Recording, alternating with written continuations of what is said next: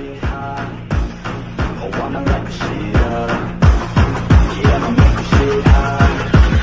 Oh, I'ma light the shit up.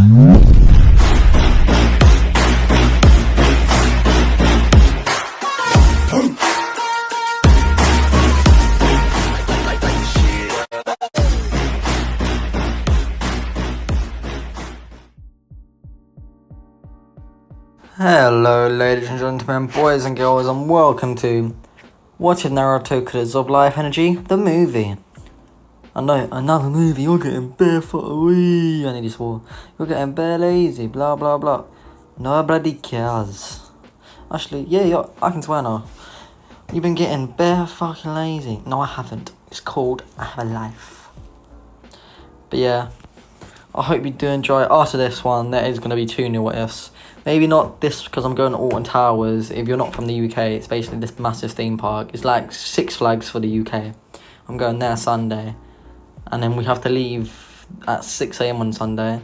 So on Saturday, I'm literally going to my granddad's. So I won't be able to post then. So I'll probably post this on Saturday, Sunday, like early Sunday. Like when I mean early, I mean like 1 a.m. Sunday.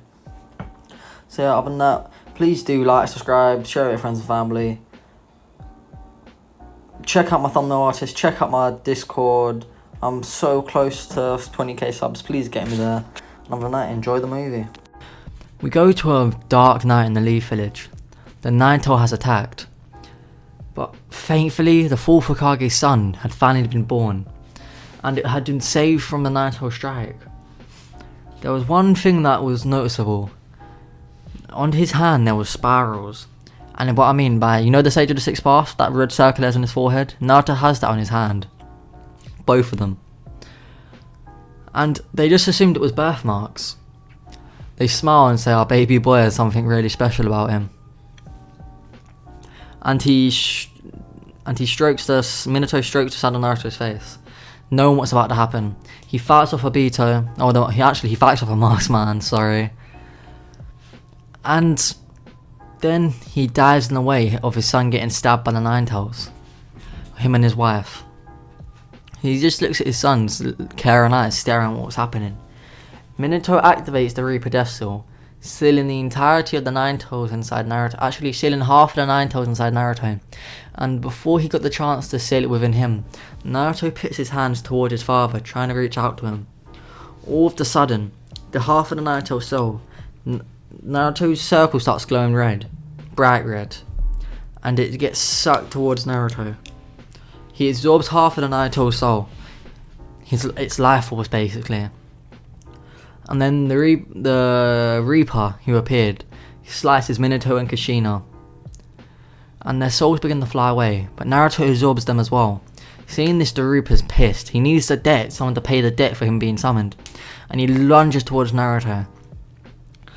But his blade misses somehow. What? Impossible. And Naruto picks his hand up again, smiling with a playful laugh.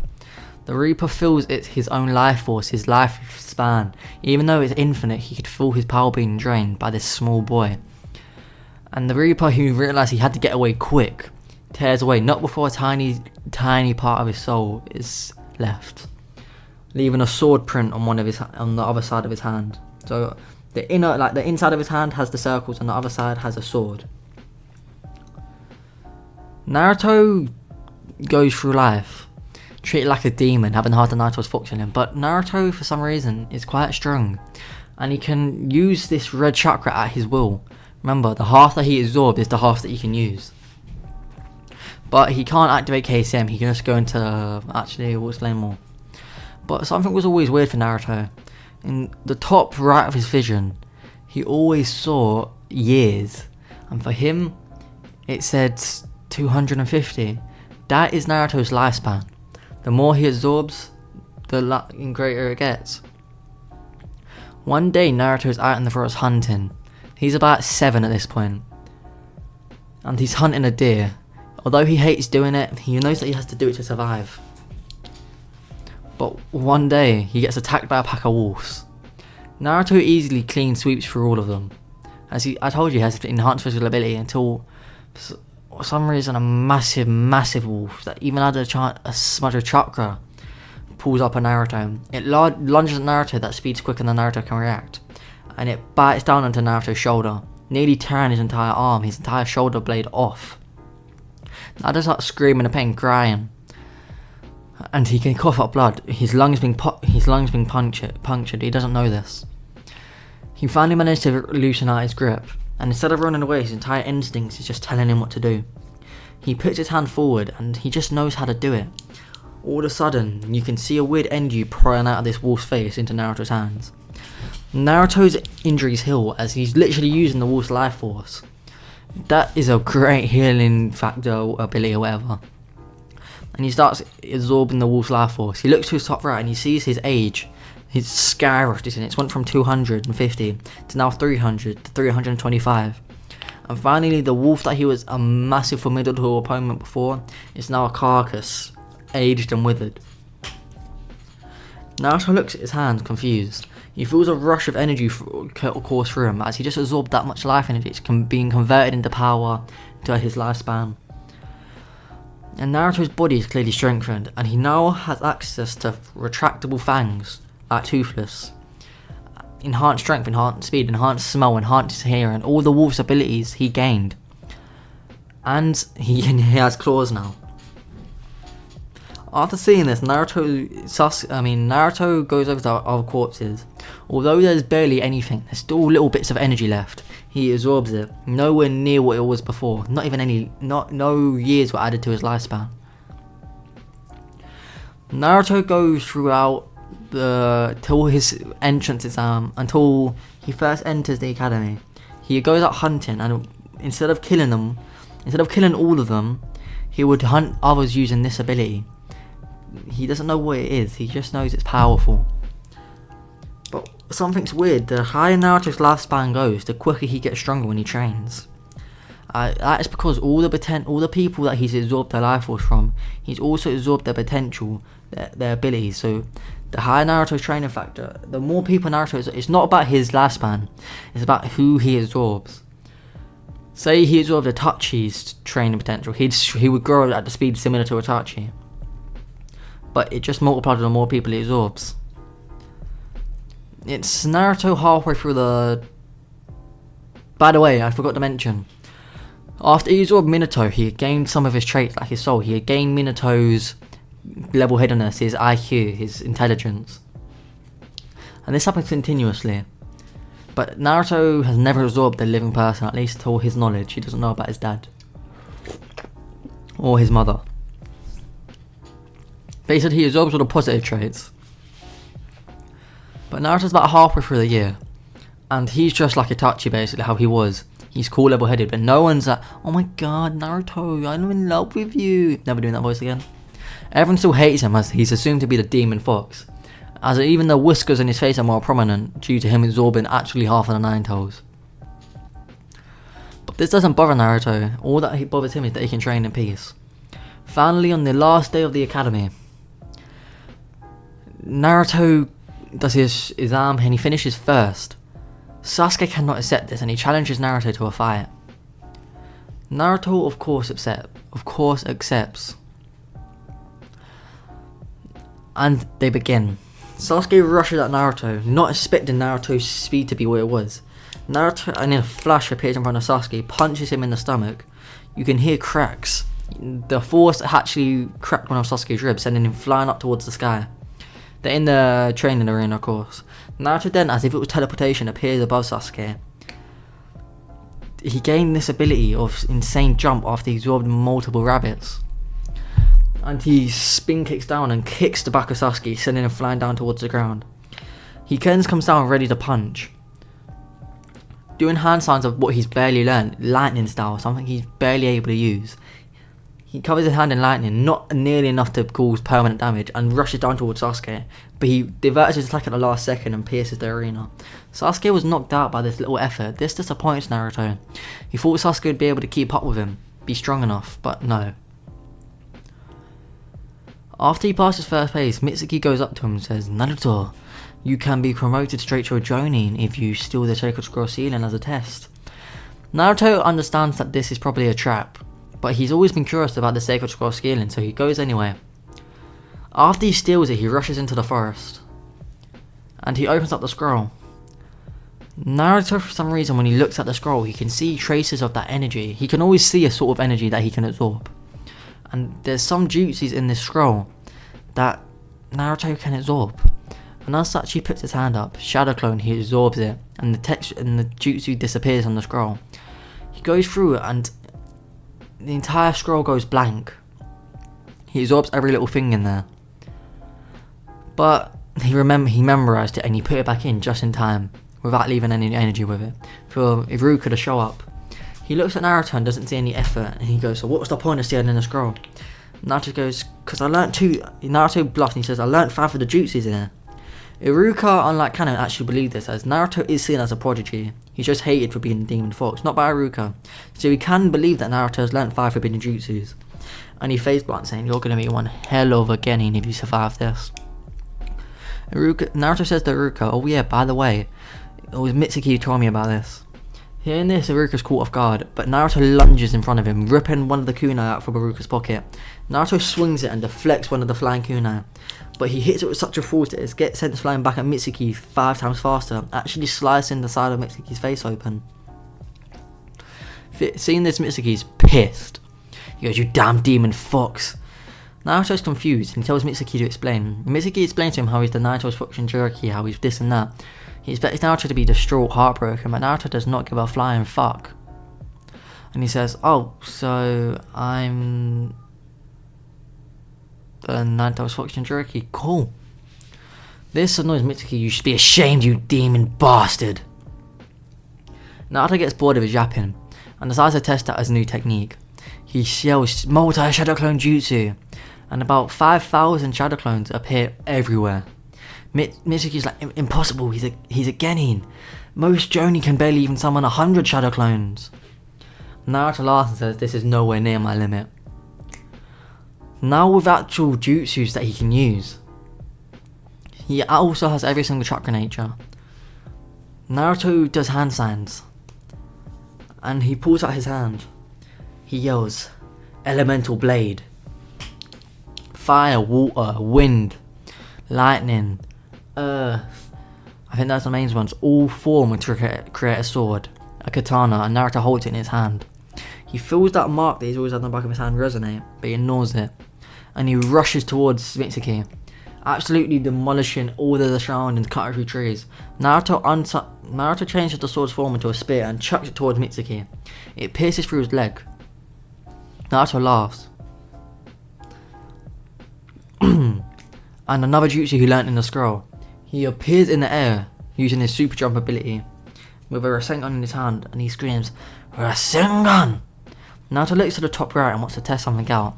His age drops down, his lifespan drops down by 1 year, but the Rasengan goes from the size of it, the normal size, to massive, like a dump that the massive Rasengan Naruto uses, but like 4 times bigger.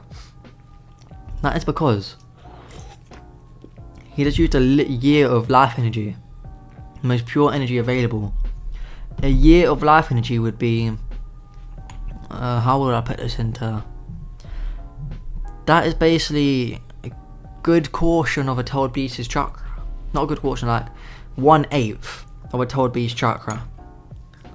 Now you're realising how OP Naruto is going to be. And he slams it down. Mitsuki's barely breathing at this rate, and Ambi's up to take him and put him under arrest. Naruto is immediately promoted to a chunin due to his actions, and he gladly accepts it. The third Hokage asks him to explain how he did this, and Naruto just says, it's just, I'm talented. Hearing this, the third Hokage laughs and says, you'll be assigned your teacher tomorrow. As such, everything goes the same as canon. Kakashi finally shows up after being late, but Naruto doesn't prank him this time. Instead, he's in his own thoughts, looking over all the abilities that he's gained in his life after absorbing animals. The insane jump of a rabbit, the speed of a cheetah, but that's multiplied, blah blah, but we're going to get more over time. Naruto decides he needs to absorb some water animals to gain more abilities in the water. You need to cover all his bases, and then eventually animals that can fly. As Kakashi arrives, he looks up and down Naruto curious. he's radiating a really weird energy, as even though Kakashi's Sharingan is covered, he can still see the chakra. And the energy is so pure that Kakashi doesn't want to wait for the exam. And he tells everyone to get to the field immediately. By the way, the team's the same: Sasuke, Naruto, Sakura. But as they're walking there, Sasuke goes up to Naruto, and they're walking, and he goes, "Naruto, I have respect for you. At first, I absolutely hated you for beating me. But no one is that strong without effort. But unfortunately, you remind me of my older brother who killed my clan. But you seem a lot different from him. You seem happier, friendlier. And as of this day, will you please become my rival, help me get strong enough so I can finally avenge my clan?" Naruto, over the moon, his first friend, says, Of course, Sasuke. We're not only going to be friends, we're going to be best friends. We're going to be rivals, everything you can dream of. Seeing as Sasuke smiles and they carry on walking, they finally get to the field. Kakashi explains the bell test to them and how they should probably run, but Naruto ain't going to run, he ain't a pussy. And as such, it begins. Naruto stays there as Sasuke and Sakura run off into the forest. Sasuke watching very closely to see what happens. Kakashi says, "You brat, you're a bit too confident," and he rushes at Naruto. Naruto absorbing hundreds and hundreds of animals. His lifespan is now easily at, I'd say, 2,000. He's lived for 2,000 years, and he can choose an age to stop aging at. But when he reaches near the end, he'll start aging like a normal human would. But Naruto just dodges to the right. He has the instincts of top apex predators, but multiplied hundreds of times. And he ducks, dodges and weaves. Kakashi seems to be moving in slow motion, so Naruto launches a kick. Kakashi barely blocks it, but the power sends him flying backwards. Naruto says, "Enough playing with taijutsu, let's throw out some jutsu."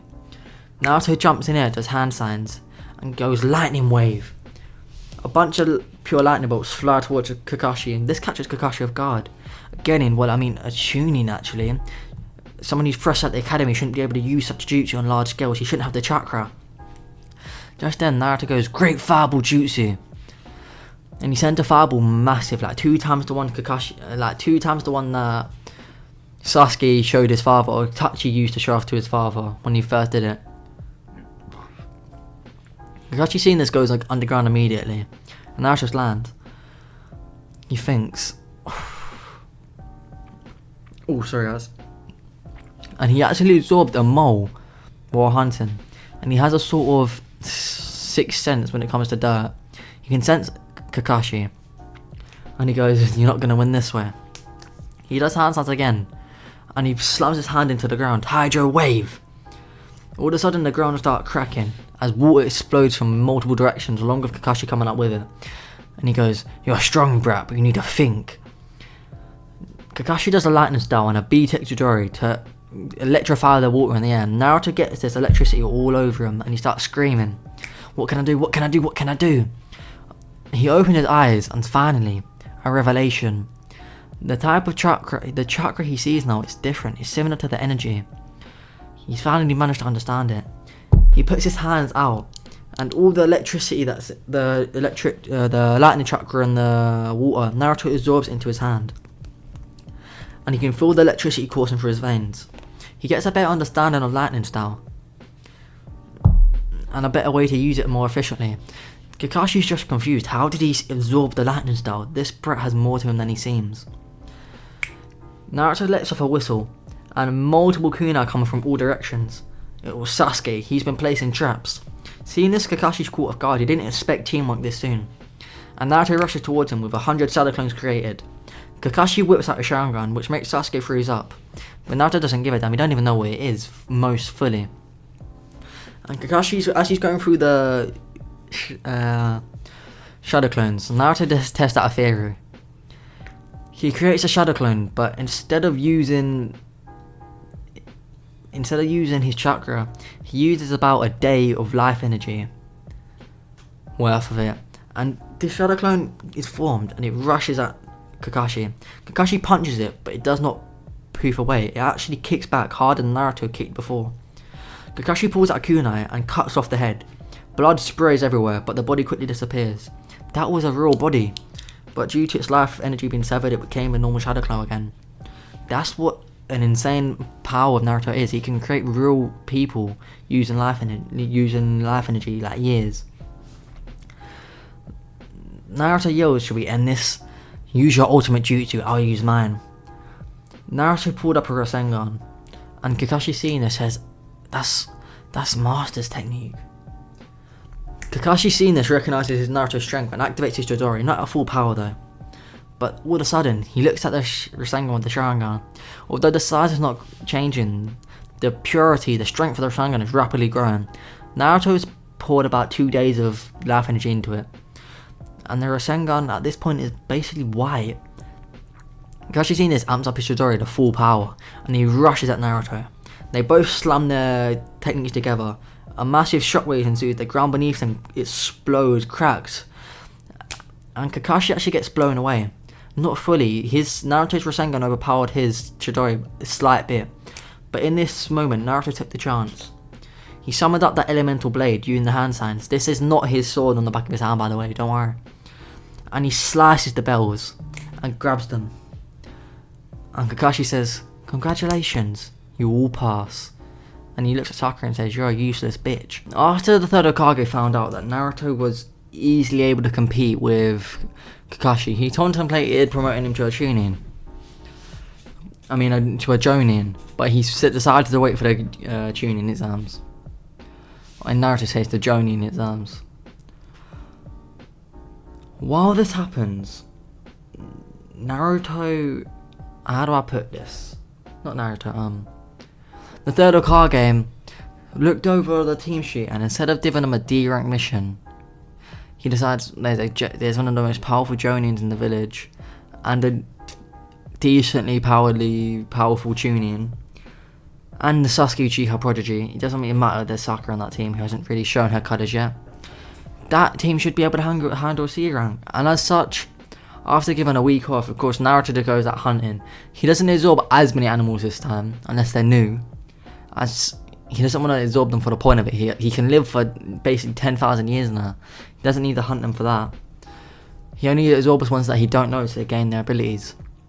Speaking of which, Naruto has a lot of animals' abilities, like a bat's echolocation,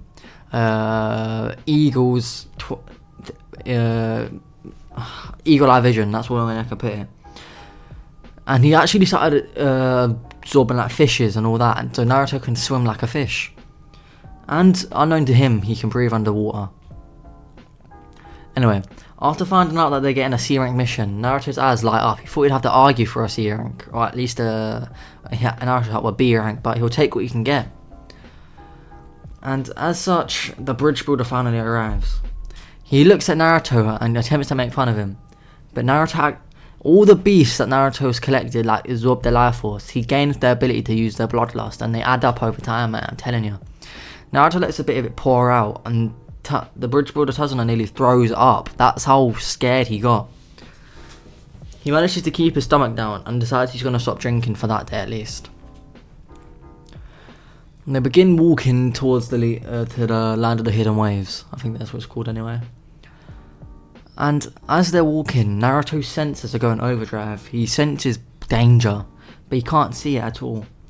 Until finally, he walks past a puddle. Remember, he has Minato's smarts, Minato's common sense.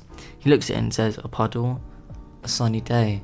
If I'm rained in like 3 days." Ooh, that rhyme! After realising what this actually is, Naruto stops and stares at the puddle. His hair shoots up on ends, his claw comes out, his fangs pop out, and he starts growling. Sakura's seen this thing, so that's why they call him a demon brat. Naruto starts puffing out his chest. This is just his animal instincts that he's got from absorbing wolves, bears and all that. The bigger you are, the more scared they'll be. And once Kakashi sees his claws, he's confused. That isn't Nine-Tails chakra. Interesting. As Naruto is directing a large amount of bloodlust at the two demon brothers, they jump out the puddle, panicked. What is that, bro? They chuck their chains at Naruto, but Naruto jumps over them, and the other one targets Kakashi. Kakashi does the same disappearing act, but Naruto can still sense him using his heightened senses. And then they switch it to Sasuke. Naruto easily dodging in between the blades, jumping over them. He's like how impossible a bunny is to catch. How you're never really gonna catch an eagle flying through the sky, are you? He's so graceful with his dodges. And they think, so he's speed-like, then I should be able to eat one of his punches. They block, and Naruto throws a punch. The first thing, as I thought, until the armor on the arms starts to crack and absolutely gets shattered, Naruto punches the arms and breaking them, sending him flying him back. Before the demon brother even has a chance to realise the pain he's in, Naruto's already in front of him, and he slices his side with his claws. Naruto again grabs him by his throat, picks him up and slams him. He fights like an animal, Sasuke thinks in his head. But sometimes you gotta be an animal to hunt your prey. ASMR. That's a life lesson for you as well. Sometimes you have to act like an animal to get the prey you want. But then as he has him pinned down to the ground, he says, "You chose to attack us, so don't blame me for showing no mercy." Kakashi's watching this in the tree, is very intrigued at least. Naruto puts his hands out, and Kakashi said so he's going to absorb his chakra. Interesting. Naruto begins to absorb life force. And Kakashi using his Sharingan, he's like, that's the pure energy I saw before. Interesting, so he extracts it from others. That's when Kakashi actually becomes shocked. One of the demon brothers, he's becoming weaker, but he's actually aging rapidly, until he's basically a husk, an empty skeleton. Naruto looks at, this is the first human he's ever absorbed. At least he knows of. Well, no, actually. Don't know. But Naruto feels it, the power rush through his body. The jutsus that this man knew are now his. His techniques are now his. His fighting style, his years of training are now his. His potential to train is now Naruto's. This is the first big boost Naruto got. As yes, he's been still in animal potentials, but the animal's potential to be a ninja is not that great. But now Naruto's training speed, would it be like doubled, tripled now? To what it was before. It's already got a good increase. Then Sasuke fighting with the other one, breaks his arm and kicks him to Naruto. Naruto absorbs him again. Naruto, now having begun training, he would progress, I'd say minimum 6 times faster than he normally would. Kakashi seeing this is very intrigued and asking what's the jutsu. Naruto being honest, that's his sensei, he just says, I don't know, I've always had these seals and they just let me do it. Kakashi says, Minato sensei, to himself, he's like, you got an interesting student. And you're an interesting son. As Naruto's walking, his sense is going to overdrive again and he screams at everyone to duck. And Naruto, like I said, he has animal senses. Animals knows not want to pick a pointless fight. And he ducks down. Massive head comes flying over top, which would have cut Naruto's head off. And when he looks up, a weird masked man lands on the blade. Kakashi goes, Zabuza, one of the legendary ninja swordsmen. So, what are you doing here? Zabuza laughs and says, I've been hired to kill that old man you're with. But I can never give up the possibility to fight Kakashi the copy ninja. And the guy, wait, you're messaging me. I do not want to talk to you. If it's who I think it is, I'm gonna snap. It's who I think it is. I don't want to talk to you. I'm ignoring him. He wants me to play Among Us. I'm joking. I'm not ignoring him. I am going to play after this video. It's my younger cousin. But Naruto, who was for a second afraid, now smirks. This is going to be a fun fight. He then pours out his bloodlust on Zabuza, and even him begins trembling. He goes, what type of kid is that, to be able to put out a bloodlust like this? What type of shit has he been through? Zabuza says, brat, you're decently powerful. Why don't you just come with me? Naruto laughs and says, don't make me laugh, but how would I want to go with a boring old man like you when I got Kakashi as my sensei? He's the copy ninja of the Sharingan. What you got to me? A big sword? No thank you. Hearing this ticks up as off, as yes, he's probably not as the best teacher as Kakashi, but he ain't going to be talked down on by a little brat who he believes is a genin. He goes, you're just a genin, brat. Who do you think you... And Naruto goes, actually, I'm a tuning. Get it right. Zabuza begins, instead of getting pissed, just starts laughing, and he lunges towards Naruto. Naruto dodges to Zabuza's surprise, and he sends a kick, nailing Zabuza in the stomach, sending him flying back into the tree. Zabuza coughs up a bit of blood, but it seems to be unfazed, and he goes, "Brat, you got quite a kick on ya. Looks like I can't go easy." Zabuza grabs his handle, but not before Kakashi's appeared in front of him, slicing with a kunai. Zabuza leans backwards and boots Kakashi in the stomach.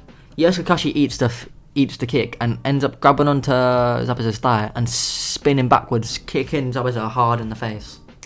He then does a fire style, which Zabuza just cuts with his sword. Naruto says, "I'm not having this, come on then." And he starts beginning working teamwork with Kakashi.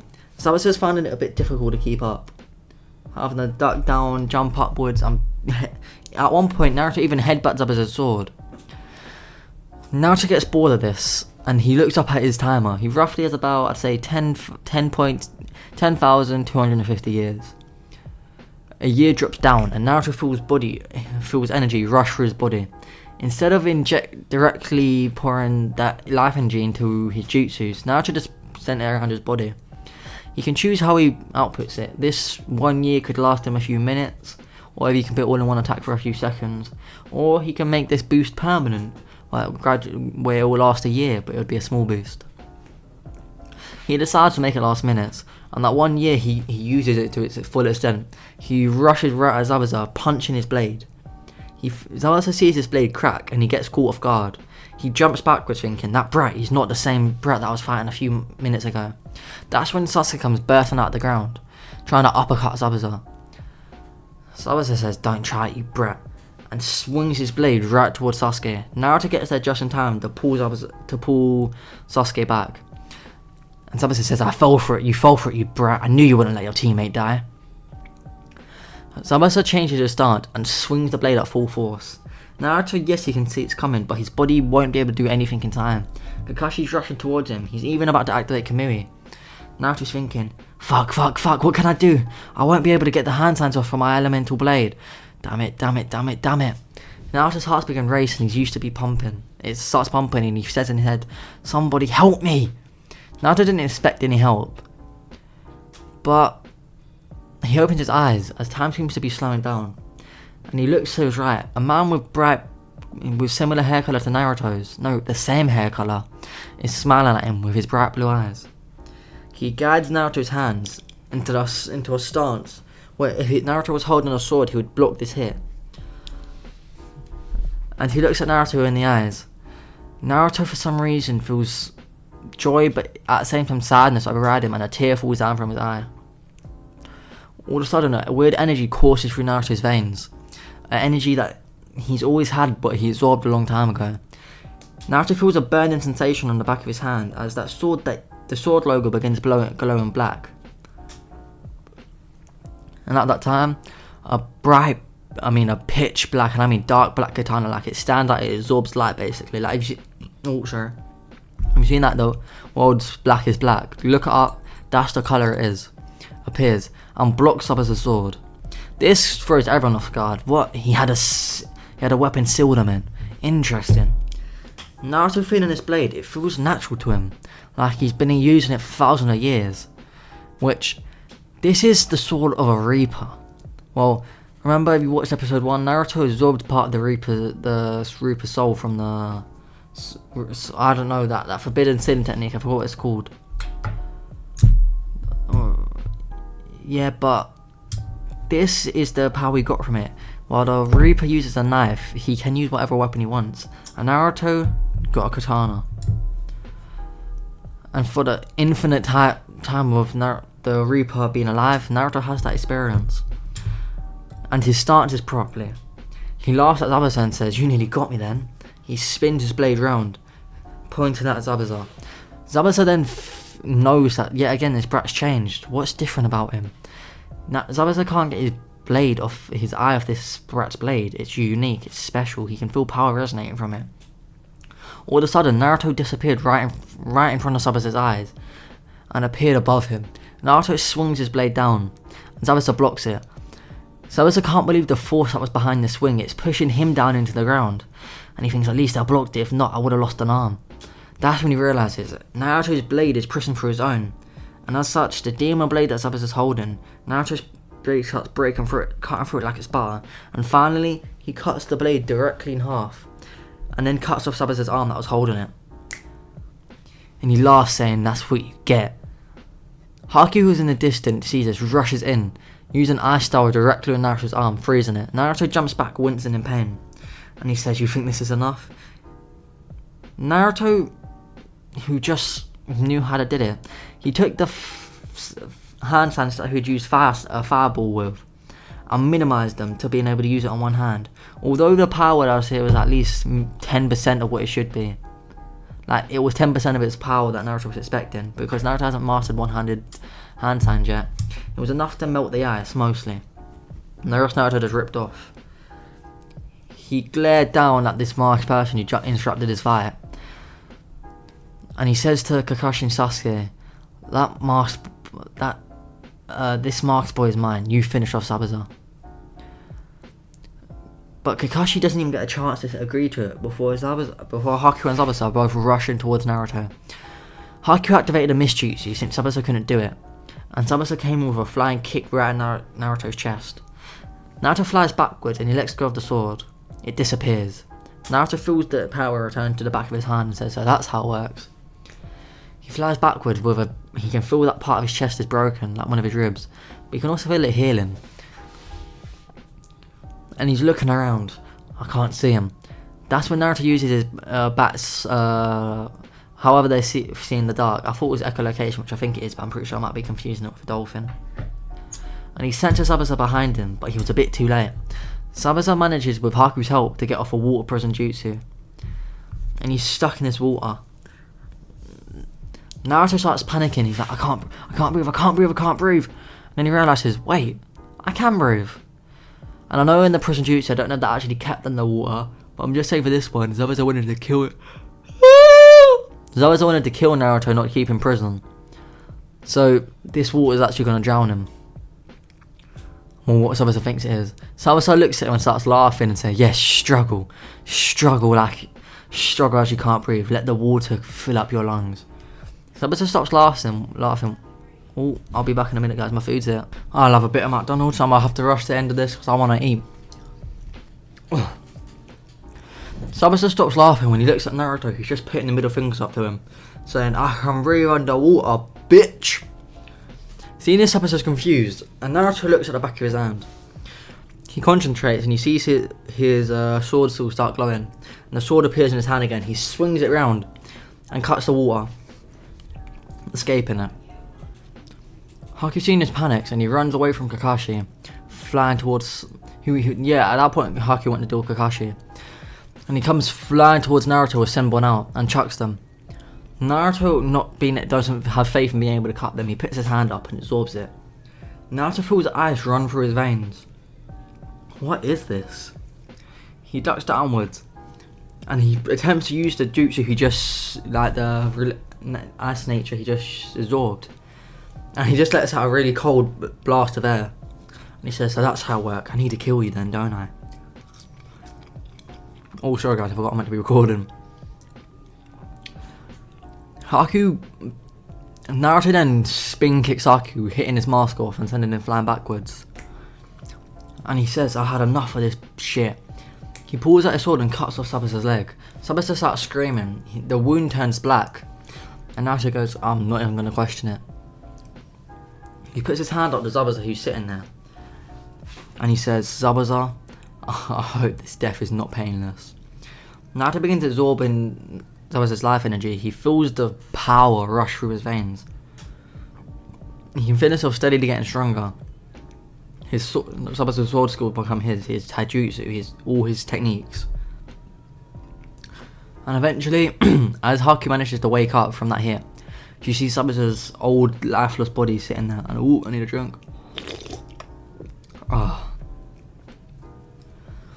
Seeing this, Haku goes into a fit of rage and screams. Ice spikes fly everywhere, and Naruto barely jumps over it.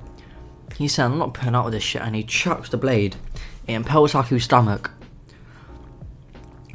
Naruto can see the same sort of life energy getting absorbed into his blade, and he rushes over and grabs hold of it. So Naruto then realizes anything this blade cuts, it absorbs the life energy the same way he can, and Naruto can absorb it that way. But it just happens a lot quicker. Naruto then sucks out all of Haku's life energy, and his final wish was for Naruto to lay his body next to Zabuza. Hearing this, Naruto realized Haku was just a kid, but he didn't feel guilty. It's part of being a ninja. Naruto felt ice running through his veins, and he flicks his wrist, and an ice spike appears. Not even need to use jutsu, that shouldn't be normal. Then all of a sudden, all the jutsus that Haku used for ice flash through Naruto's mind. And he goes, interesting, I'll save that for later. As such, we now follow Naruto, as also Naruto killed Zabuza and Haku. He absorbed the life force, or life energy. He gained Haku's ice release, and he also gained Zabuza and Haku's skills. And their potential to grow, like however fast they'd get quicker, that's added on to Naruto now. We now cut back to after the bridge got built, or by the way, it was named in Naruto's name. We now go to Naruto and Sasuke, who are on the way back. Sakura and Kakashi are walking. Naruto and Sasuke are jumping back and forth. They're training to their fullest extent. They're jumping like for every few minutes. They appear and jump away again in front of them.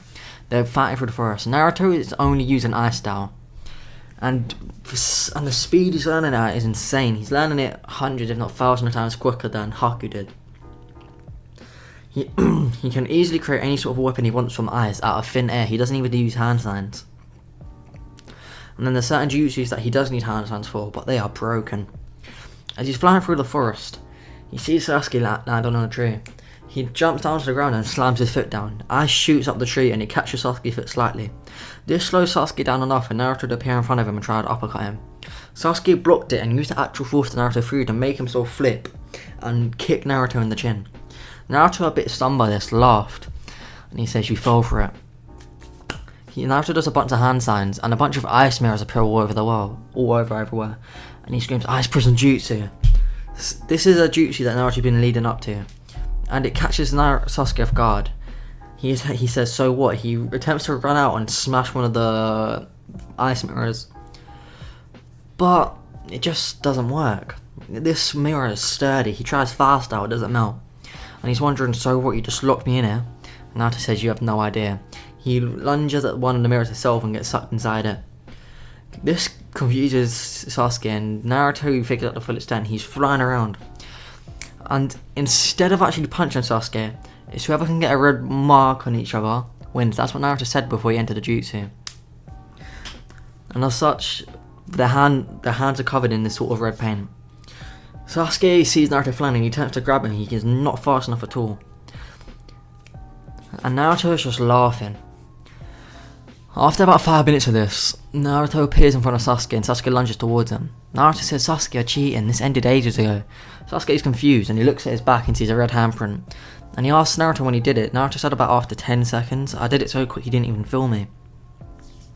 Sasuke laughs at this and thinks Naruto's getting stronger. They finally arrive at the Leaf Village, and Kakashi tells them that he's going to volunteer them from the training exams, but although it's not official yet. And he says to Naruto, "For you, it'd most likely be you becoming a Jonin. But due to your unique circumstances, and mainly skipping Genin, becoming a straightaway Chunin, you're probably most likely going to take part with all the other Genins. But if you want promotion, you're either going to have to show it really, you're going to have to show amazing skills, or you're going to have to compete in the next Jonin exams." If that's a thing.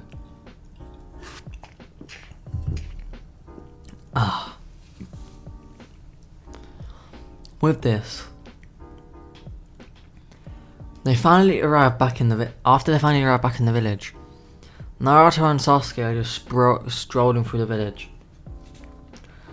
and they're talking. They haven't really got a chance to talk like this. Naruto asks Sasuke about his clan, and he's always talking about how he's going to get revenge for it. Sasuke explains to him about all that happened, about how his older brother Itachi killed his clan and then made him relive it for thousands of years on repeat. Hearing this, Naruto clenches his fist. He got pissed. How can someone's older brother do that to their little sibling? And then Naruto says, "Sasuke, you have my word on my honor, on my life, on my mum's life, even though she dead. Hearing this, Sasuke starts laughing, and he starts going, Naruto, you can't say that. And then he's like, oh yeah, sorry, on my dad, I'll wait he did too. They both start belly laughing, and Sasuke says the same thing, mums, you can't say it. And as soon as Sasuke says mums, they both start dying. And after this, Sasuke said, there's something I want to show you. They walk towards the Uchiha compound, which is a bit spooky. It's like haunted, what people say. And they finally get to the Uchiha burial site. And he says this is where his clan is buried. Naruto is caught off guard. He's looking at all the graves, and there's a tiny bit of life energy above them, but it's weird. It's red. And without even thinking of asking permission first, he puts his hand up. Sasuke's confused. But the thing is that you need to know, when Naruto begins absorbing life energy, everyone can see it until Naruto fully absorbs it. And as such, Sasuke can see the energy pouring out of the graves into Naruto's hand. And he's too mesmerized to even stop it. Eventually, all the energy gets used up. It weren't a lot, it was just where it was a mass of it. And Naruto clenches his hand. He feels a weird type of energy coursing through his veins. He feels his body getting rebuilt, not like that, but it's becoming naturally stronger, and he feels naturally like his brain's less fogged up. Finally, his eyes begin to burn a bit, and he winces, and he blinks and opens his eyes again.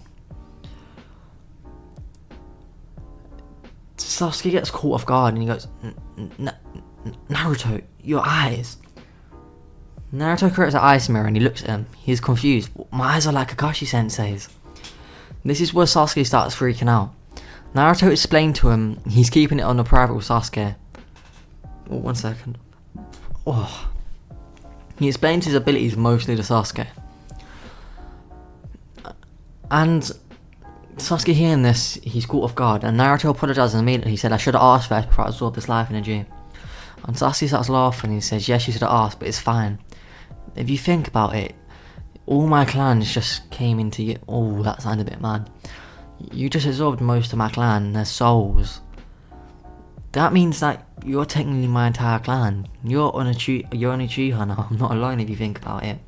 And he puts his fist bump up and he fist bumps Sasuke. When this happens, Sasuke feels the energy rush through him. What is this? Sasuke stumbles back and he falls unconscious. Naruto freaking out rushes him to the hospital. The nurses are running tests where Sasuke hasn't woken up even after a few hours.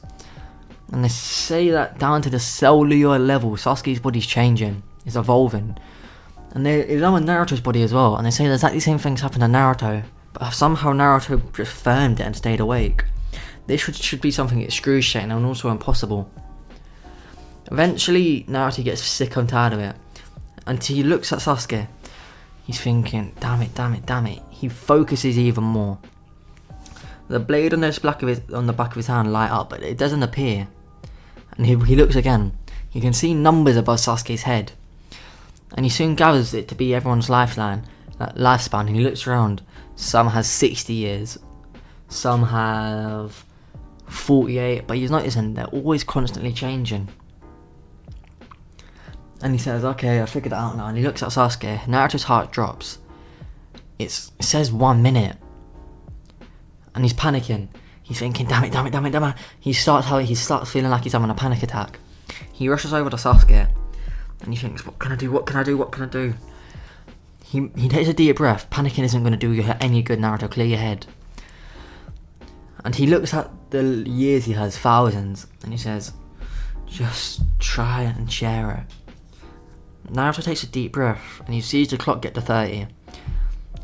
He pours all the life energy that he can into his hand, and he sees it drop out by a year. And eventually, he sees a small glow in his hand. Eventually, he manages to get it down. He sucks up 200 years, and that's the most he could gather in his hand. Sasuke's on 10 seconds. Naruto puts both his hands onto Sasuke and pours the life energy into him. The timer's still going down, if not faster than before. And Naruto's in tears as it gets to 3, 2, 1, and 0. The jutsu scroll that's saying whether Sasuke's alive or not, poof, meaning that Sasuke's dead. Naruto begins bawling out in tears. His eyes start burning, but he ignores it. And he's staring even more. That's when it happens. Sasuke's counter disappears. That means he's dead. And Naruto begins tearing out. No, he's not having this. He gathers as much life energy as he can. He looks at his time. 1,000 years goes down. He's lost 1,000. He still has. I'd say before this he had about 15,000. He still has like 14,000. And finally it happens. The energy stops staying on Naruto's hand and he sees it pour into Sasuke. Sasuke's timer reappears. And it's speeding, it's shooting up. It's gone from a second to it's a year now. Naruto's tears disappear, the scroll reactivates, meaning he's alive. And eventually Sasuke's years get to 60. But it doesn't stop. 100, 200, 300. Eventually Sasuke's lifespan reaches 1,000. And Naruto figured out two things that day. Not only can you give someone life energy, but it takes about roughly 1,000 years worth of it to bring someone back from the dead. Sasuke shoots his eyes open, through Tomorrow's Sharingan in his eyes. He shoots up, taking a deep breath. He tries standing up and he wobbles and he falls. Naruto catches him. After sitting him down, Naruto explains to him what happened. And he asks Sasuke, does he feel okay? Nurse rushed in and they say he's completely fine, if not better than before. Sasuke just says, I feel stronger. Naruto says, you feel stronger, explain. Sasuke gets up and he throws a punch at the wall. The wall gets completely obliterated and Naruto smirks. The only way that he can think about it is the Uchiha's will. Their last attempt of power was been stored in their souls, the hatred, and Naruto wasn't a full Uchiha, he couldn't inherit it, but Sasuke did. He is now I wouldn't say god of Uchiha, he's now the pinnacle of an Uchiha, what they can be. Anyway, after Naruto brought someone back from the dead, yes, in the top right of his vision, there was his lifespan, but then in the bottom right, in black numbers, there was the letter 2. And Naruto just ignored it, but the only thing that resonated with him was that the last thing that resonated was that colour of the number was exactly the same colour as the... One sec guys, I keep getting a message. I've been asked to do like 20,000 things by my mum and she just ain't stopping, so I'm just putting my phone on silent. The mark on the back of his hand, which is a sword, it's exactly the same colour as a number, but he ignores it. After finally getting out of the hospital, Sakura does her usual Sasuke gun. Sorry guys, I'm thirsty. And Sasuke dodges it with ease. They carry on walking. 1 second, I'm getting a call. Hello guys, it was Riley again. He wants to say something to you. Everyone go fucking hit that subscribe button right now! And I'm back guys, sorry. But yeah, the sword is, I've said it like 5 times. The colour of the sword is exactly the same colour as the number, but he ignores it. And he carries on walking. A day goes past, and Naruto needs to figure out what he's doing for training, as Sasuke's went off with Kakashi, which is completely fine with Naruto, as he needs to figure out how to train his new body. And that's when Naruto sees it. An old man with white hair perving on the girls. Naruto walks over, and as he's perving, Naruto sneaks next to him silently. And he says, what you looking at, old man? Jiraiya jumps and screams. This alerts the girls out. Oh! Do you guys get what I mean now? I don't get left alone when I want to film. I can even show you a screenshot into family group chat. Can you please leave me alone? I am filming. But guess what? They don't fucking listen. Anyway, Jiraiya jumps back terrified. And then it alerts the girls and they look over the wall and they see Naruto and Jiraiya there. And he goes, it's the demon brat and a creepy old man. Naruto ain't having this, and he looks up, his fangs come out, his shoulders his claws, and he gives him a death stare. For some reason, when Naruto gets really pissed off, his eyes turn red, but not Sharingan red. But he doesn't affect his mood at all. We'll get to the part you want to get to soon. Seeing this, Jiraiya immediately recognises him as not only the Naruto's Jinchuriki, but his student son, technically his godson as well. Seeing this, Jiraiya's interested, but they both start running. Jiraiya's impressed as he was slowly amping up the speed they needed to run at to test Naruto, and Naruto's not even breaking a sweat. He's keeping up with the legendary Saiyan. And finally they get away. Naruto starts belly laughing, saying, "You're perfect, that's your fault." And Jiraiya, not expecting this reaction, starts laughing with him. It's been a long time since he's genuinely laughed. And he uses this as an excuse, saying, "Kid, I like you, you're funny. Why don't you let me train you?" Naruto looks him up and down and says, "You train me?" He says, well, I'm Jiraiya. Hearing this, immediately Naruto accepts. He's not stupid, he knows who Jiraiya is. And Jiraiya laughs and says, oh, my reputation precedes me. I don't know what the word is. My reputation is well known, I see. Well, you're lucky to be my student. Actually, why don't you beg? Naruto just goes, fuck off, you old bastard. This catches Jiraiya off guard. Minato, and he says to himself, Minato, your son is nothing like you.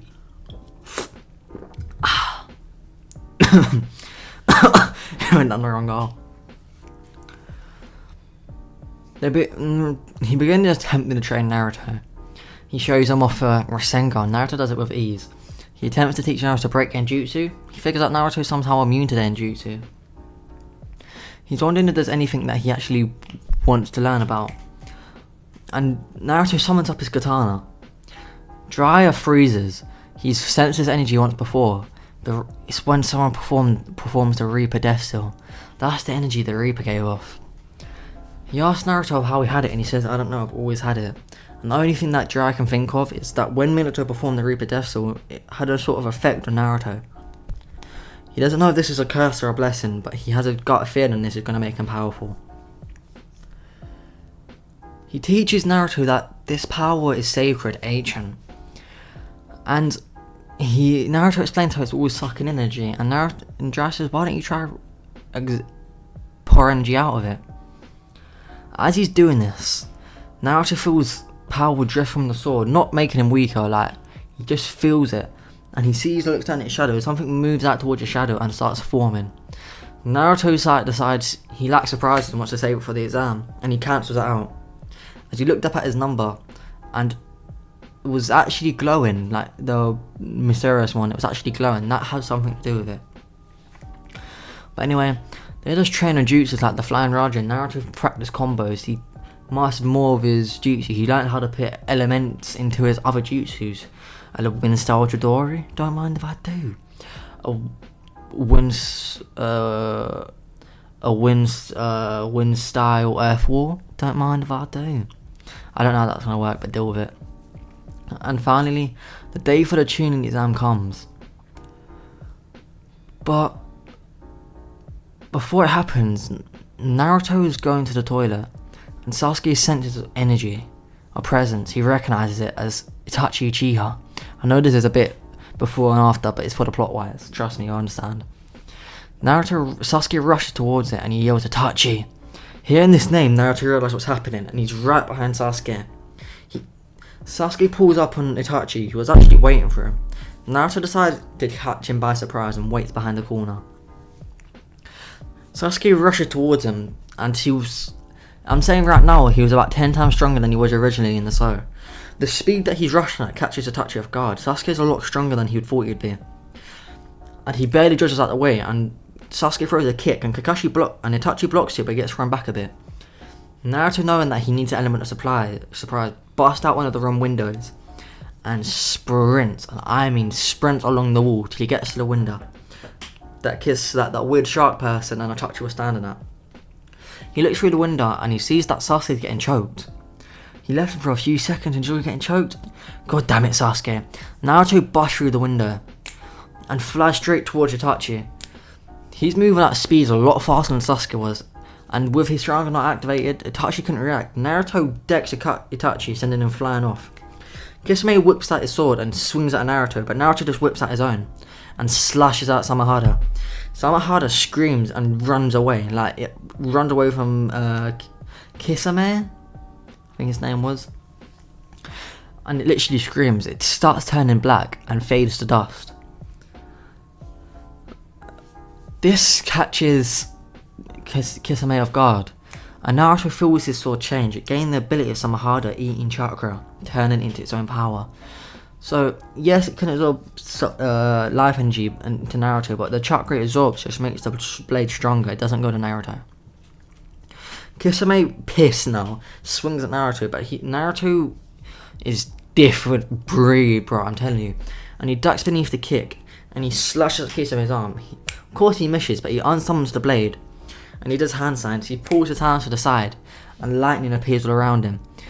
And then in channeling his sword's energy, the lightning turns black. he sends a black lightning bolt at Kisame, which blows him out of the building, alerting people to his location.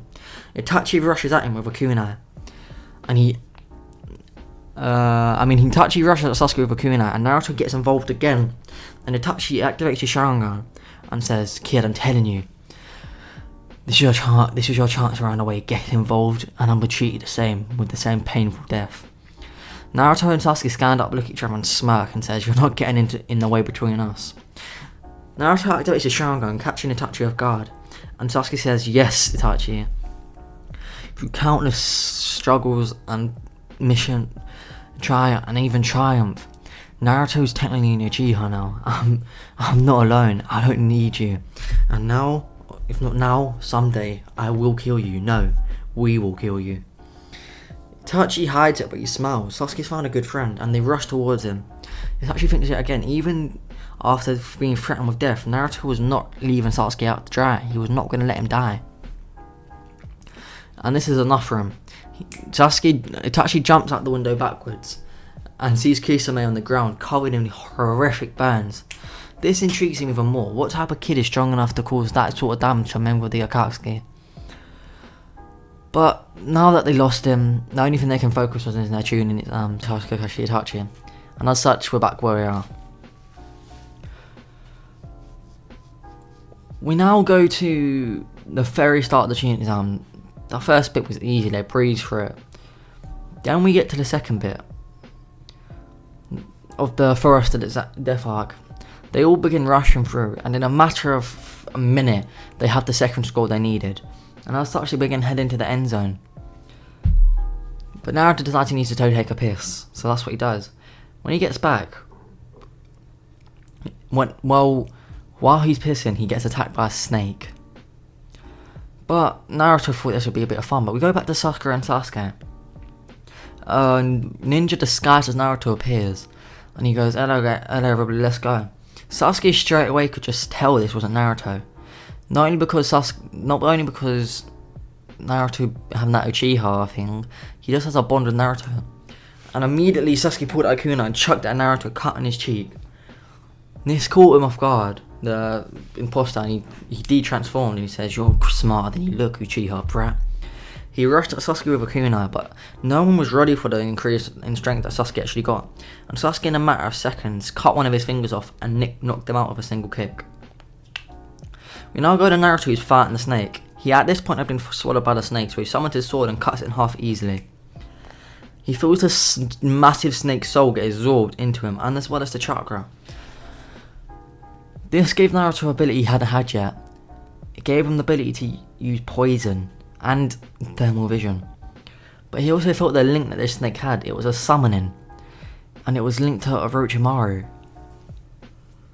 Well, not Orochimaru, it was linked to a very dark chakra. And Naruto could sense this chakra for a second. It was rushing towards where Sasuke and Sakura was. Naruto placed a flying Raja mark on Sasuke, hears a scream, and he teleports to it. As he gets there, he sees Sasuke's arm broken and a kunai flying towards him. Naruto cuts this kunai in half, and he sees that weird person from before that was talking to the instructor, just staring at him. We all know this to be Orochimaru. He was caught off guard. That brat appeared out of nowhere. He killed my summoning, didn't he? I'll get revenge for that one.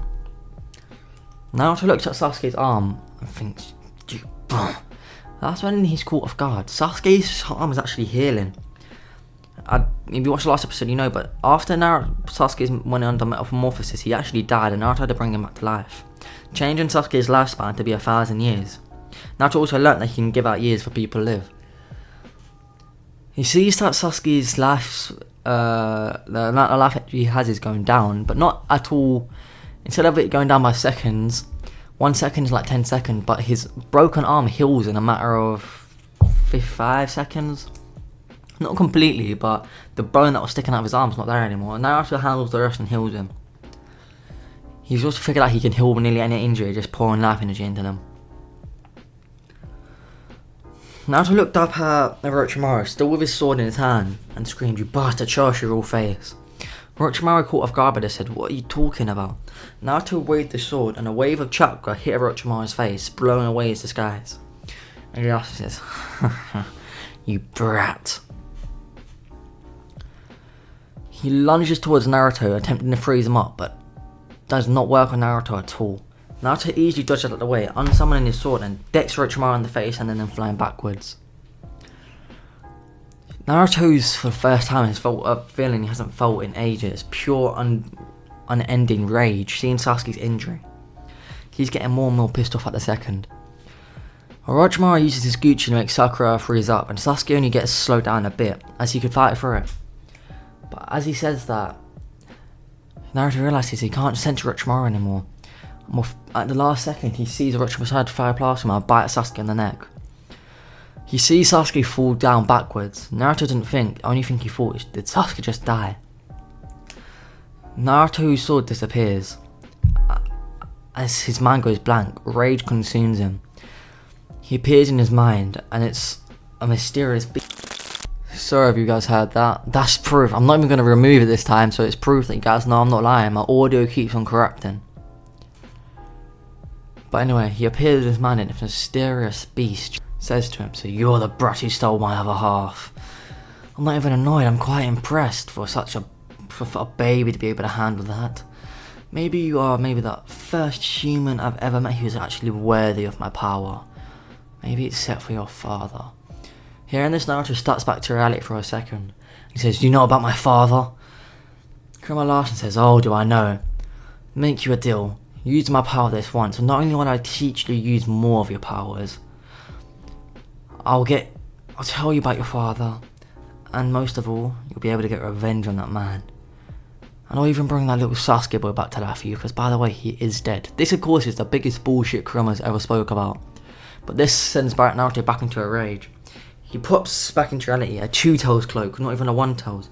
Orochimaru, seeing this, realises that the nine-tails Jinchuriki. Before he can even react, Naruto's appeared in front of him. He's grabbed his face and dug his claws in and punched at the same time. This caused the skin on Orochimaru's face to be ripped off. Now a body who's just lifeless is flying. Naruto appears above him and slams him down into the ground and just punches himself in the chest. I think sure you guys heard that as well. Oh! The amount of dust explosions, the bangs, it's like earthquakes are getting sent through the ground.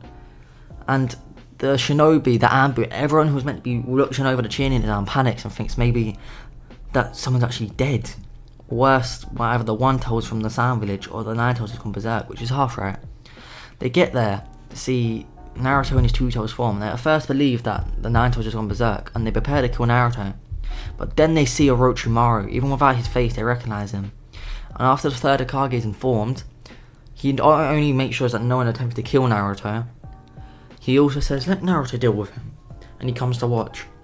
Orochimaru now has his face healed, and Naruto's hunched over, just glaring at him. Even in his Kyuubi mode, his Sharingan activates. This excites Orochimaru. Is that even a more superior vessel? Interesting. He will be my backup in case that Uchiha brat fails. At this time, Naruto has brought out his sword. Oh. This black sword now has red streaks going along it with Kurama's chakra. Orochimaru is intrigued by the sword. He can sense the energy of the Reaper through it, as he studied that jutsu himself, attempting to make a better form of it so he can use it without any drawback. And before he even gets a chance to try and reason with Naruto to join him, Naruto's appeared in front of him again. Orochimaru is quickly realising that this brat's speed is not normal, even for a Jinchuriki. That's 100, even 1,000 times faster than he should be. My ass can't keep up. Naruto slashes Orochimaru's stomach, absorbing part of his soul. Orochimaru feels his fingers go numb.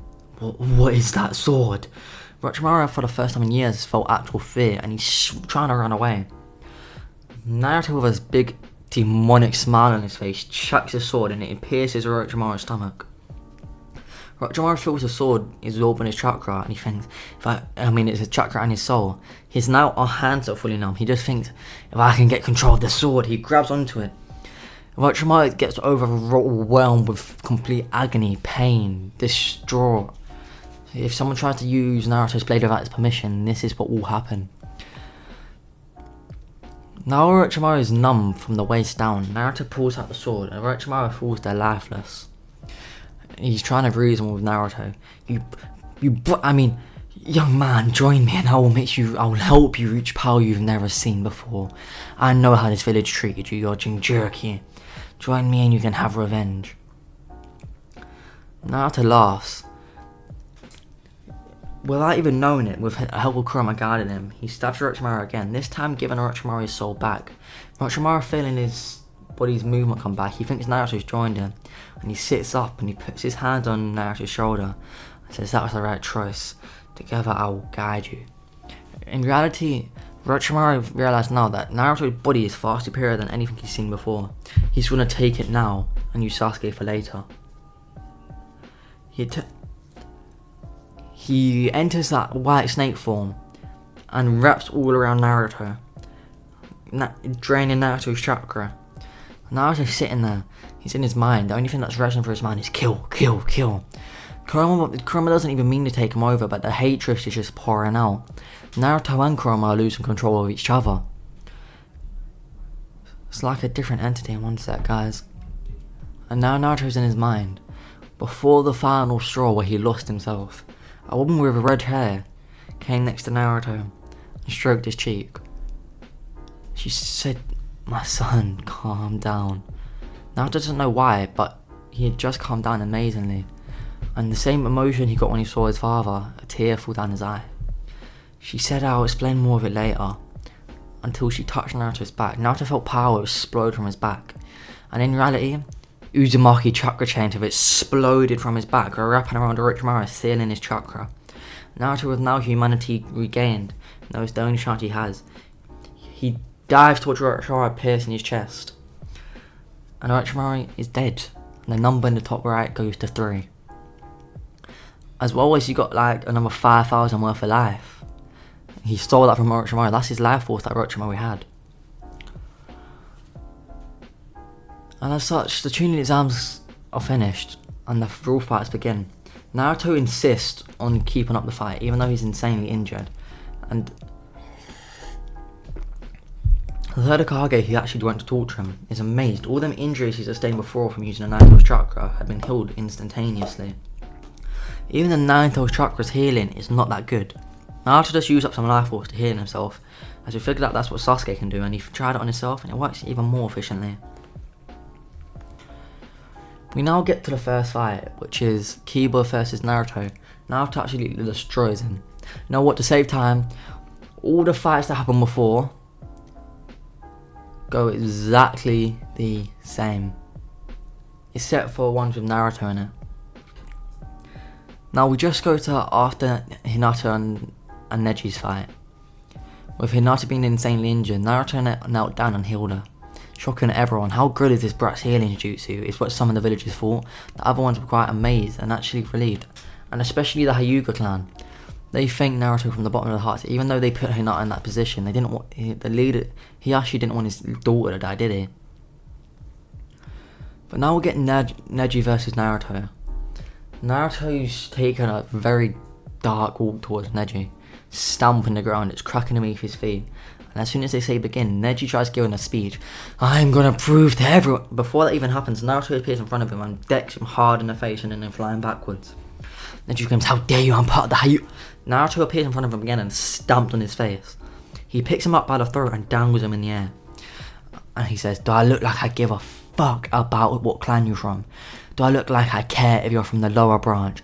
Do I look like I care if someone stole your life away from you? Guess what? Life isn't fair.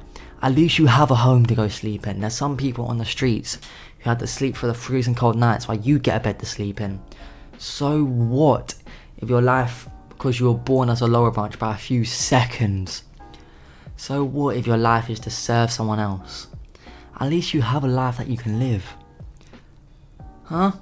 Have you ever thought about that? I bet you fucking haven't. And instead, someone who had nothing against you, someone who has not actually ever done something against you to cause you any physical harm, any emotional harm. No, the only harm that you saw happen is when your father tried to kill Hinata. How does that make you feel? Neji screams, you bastard, you know nothing. Naruto tightened his grip and Neji starts gasping for air. Naruto realizing Neji isn't going to get reasoned with, he spins round and slams him into the ground. Neji, who's managed to regain consciousness just in time, flips backwards and activates his rotation. Naruto rushes towards him and punches it. He gets thrown backwards. Naruto looks at his hand and sees it covered in tiny cuts. And he laughs and says, "You think this is anything against me?" He sprints towards him again, activating Black Lantern in his hand, and he punches it. Naruto can feel his hand getting torn to shreds, but he forces it through anyway, hitting Neji directly in the chest, sending him backwards flying backwards, I mean. The audience starts gagging and gasping as Naruto's arm is torn to shreds. Naruto doesn't even look phased. He grabs onto his arm that was left, and he focuses. The audience is just in utter shock. They can see the muscles, the skin, everyone getting healed in live action as Naruto's arm is restored in a matter of seconds. Some of the elders who were watching said that reminded them of Hashirama, if not even greater. And Neji, who had his ribs broken by that, Naruto appears in front of him and pulls out his sword. And he says to him, "You choose your own destiny. You're the one who let what others said tie you down. You're a fucking scumbag." And he hits Neji with the hilt of the blade, knocking him out. Audience goes crazy and Naruto starts blushing, but not much. The next fight happens with Lee versus Gaara. He gets his leg crushed, of course, but Naruto goes over to him while he's unconscious and heals his legs. Naruto isn't pissed off at Gaara, but he knows he took it too far. Then the fight with Naruto and Sasuke and Gaara happens. The result is the same, if not even worse than before, as Gaara just got bullied. But when Gaara activated the One Tails, Naruto stepped into action. Not only did he destroy the sand village who was trying to launch an attack, he booted Gaara in his One Tails form out of the village, into the same place they were before, and appeared in front of him. Gaara's going crazy at this straight screaming, "I'm gonna kill you, I'm gonna kill you." And Naruto just activated his bloodlust and stared Gaara down, saying, "You're gonna do what? Should I smack you where you stand, bro? You're gonna kill me, I'll kill you." Hearing this, Gaara starts laughing, Shigaki influencing him, and Naruto appears in front of him. Gaara thought Naruto was afraid, trying to act brave, and Naruto just pimp slapped Gaara, just like, you know how Goku slapped that Frieza? Naruto was doing that to Gaara, just slapping him. And as he's saying it, he's going, "You're gonna kill me? You're gonna kill me? Are you mad?" Just repeatedly slapping him about. And that's when more of the One Tails chakra flows into Gaara, sending Naruto flying backwards. The sand comes flying towards Naruto. Naruto swipes it with his blade. His blade absorbs the sand. Naruto then got a grasp on sand release. And also his blade got stronger. Naruto just took this as a chance to power up his blade. All the sand that Gaara launched at him, Naruto just absorbed, getting more of a grasp on sand release until Naruto could move sand just as freely as Gaara could. Although it wouldn't defend him, he could move it just as easily. And that's when he realises it's going out of control. And he realised that a bit too late. As after he was just bullying Gaara, he wanted to get a better revenge for Lee. That was someone from his village. He realised he took it a bit too far. As he knocked Gaara out, that's when the One Tails fully appeared. And he started laughing, saying, "You did it for me, brat." I'm amazed. He starts laughing till he looks down and he sees a bloodlust pouring out of Naruto, and he has to get scared for a second. Naruto just jumps upwards with his blade and sends a massive slash of black electricity. Shigaki dodges it mostly until a bit of his tail gets cut, and he screams, "That sword can cut me, impossible."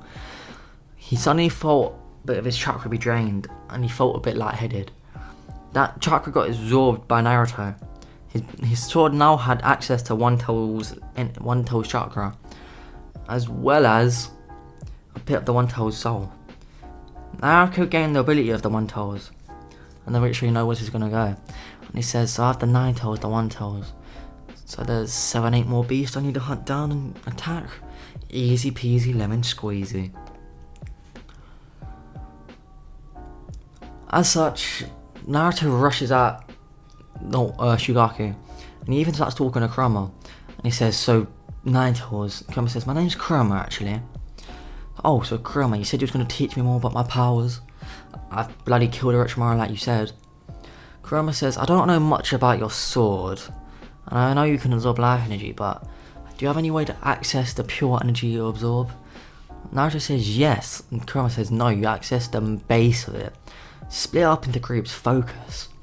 Naruto does so, and the images that he sees, the numbers get split up into groups. There's ice release and all that. And Naruto realizes he can distribute the points to make certain things stronger. Say his fire release, if he puts a bunch of life energy into that, all his fire attacks will be stronger. And them points stay in there. So Naruto realizes it's sort of like a card game, where them life forces work as points and he can distribute it across everything, including his strength, speed, and it becomes permanent.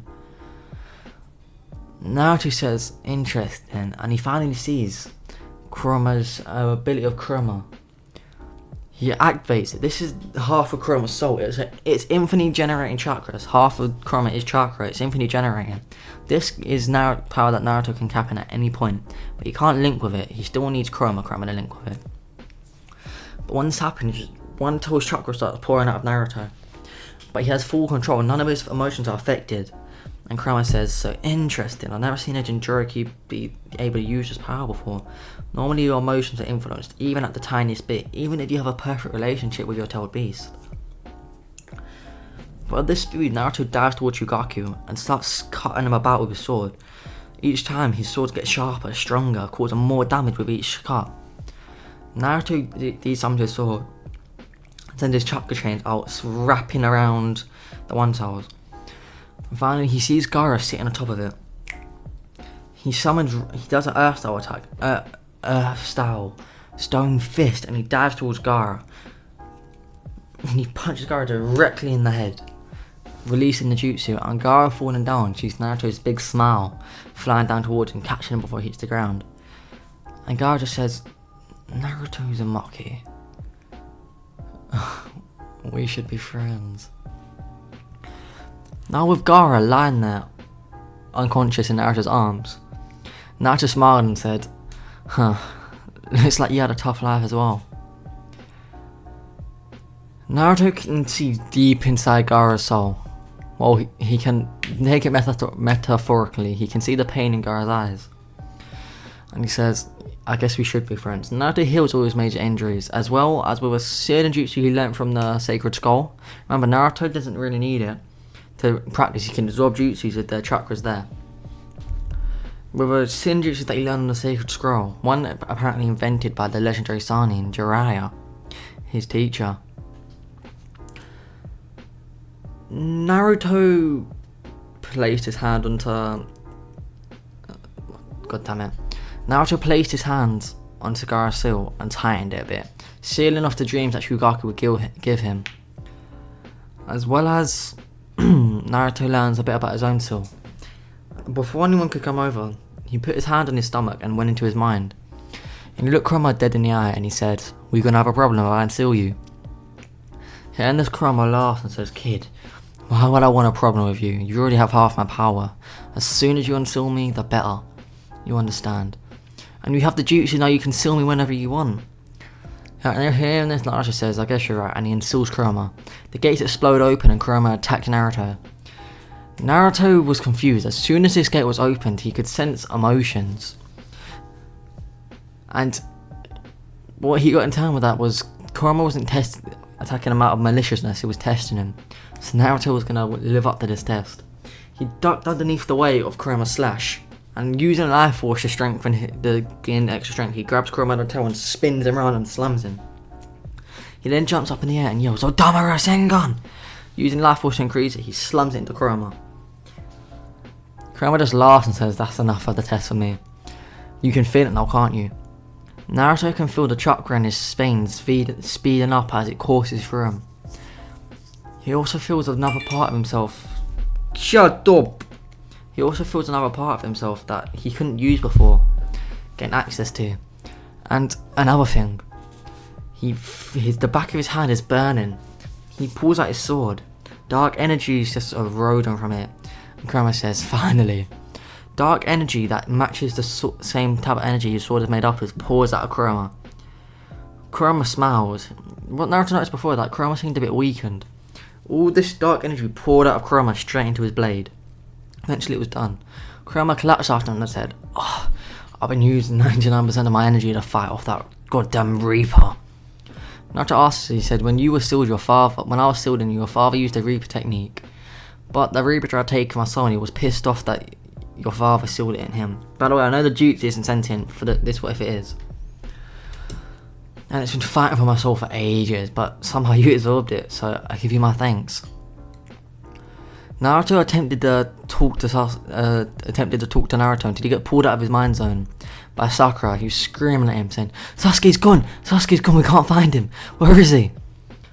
Naruto's confused. What do you mean Sasuke's gone? And Sakura says, I don't know, that mark that was in his neck before, that you said you could deal with, it spread around his body, and his eyes went a bit blank. He just started running. Hearing this, Kurama says to him, it's that Orochimaru guy, even though you killed him, something's happening. Hearing this, Naruto tracks Sasuke with his flying Rasen and teleports towards him. Sasuke, just as Sakura said, his eyes were lifeless, blank. And he yells to him, Sasuke, where are you going?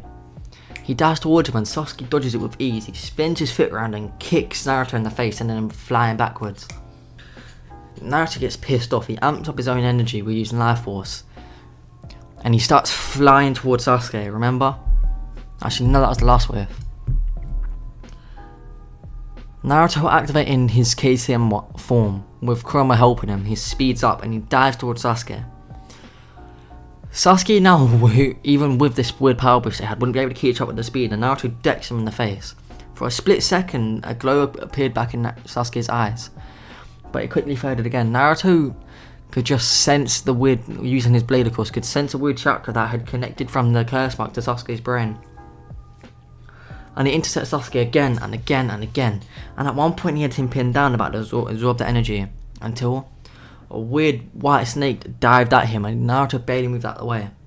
He recognised this guy from the tuning exams, but he used to wear glasses, now he looks like a snake. And he goes, Uzumaki brat, do you remember me? My name's Kabuto. You killed my master Orochimaru, but thanks to you, I have this power now. Kabuto is now in his snake form that we see him in the anime, or manga, or that we see him do later on in Shippuden, but he got a lot earlier. He said, thank you killing my master, the great white snake. Finally passed on Sage Jutsu again to me. And with this power, you have no clue how far below me you are. Now I'm taking that Uchiha brat for my own, as the Sharingan he possesses, as Orochimaru thought, is incredible. Sasuke regains his sense of thought, and he stumbles forward and says, Naruto, where am I? Kabuto pulls out his hand and the curse mark on Sasuke's shoulder spreads. Sasuke erupts to the ground screaming. Naruto isn't just going to watch his best friend, no, his brother get hurt. And at speeds even Kabuto wasn't expecting, Naruto appeared in front of him with a fire Rasengan, something Jiraiya helped him. And he slammed it into Kabuto's chest. Kabuto gets sent flying backwards and he coughed up blood. He screamed, you bastard, how dare you touch the next Orochimaru. But he laughs. Naruto is in pure shock as he watches the damage on Kabuto's chest heal. He says, this is Sage Mode. Or should we say Snake Sage Mode, Naruto. A power that you'll never be able to attain, as only one Snake Sage can exist at one time. But we have the most superior Sage Mode there is. Naruto laughs and says, whatever you bastard. Without Kabuto being able to react, Naruto launches sword at him, impaling Kabuto in the soul dust. Kabuto starts screaming.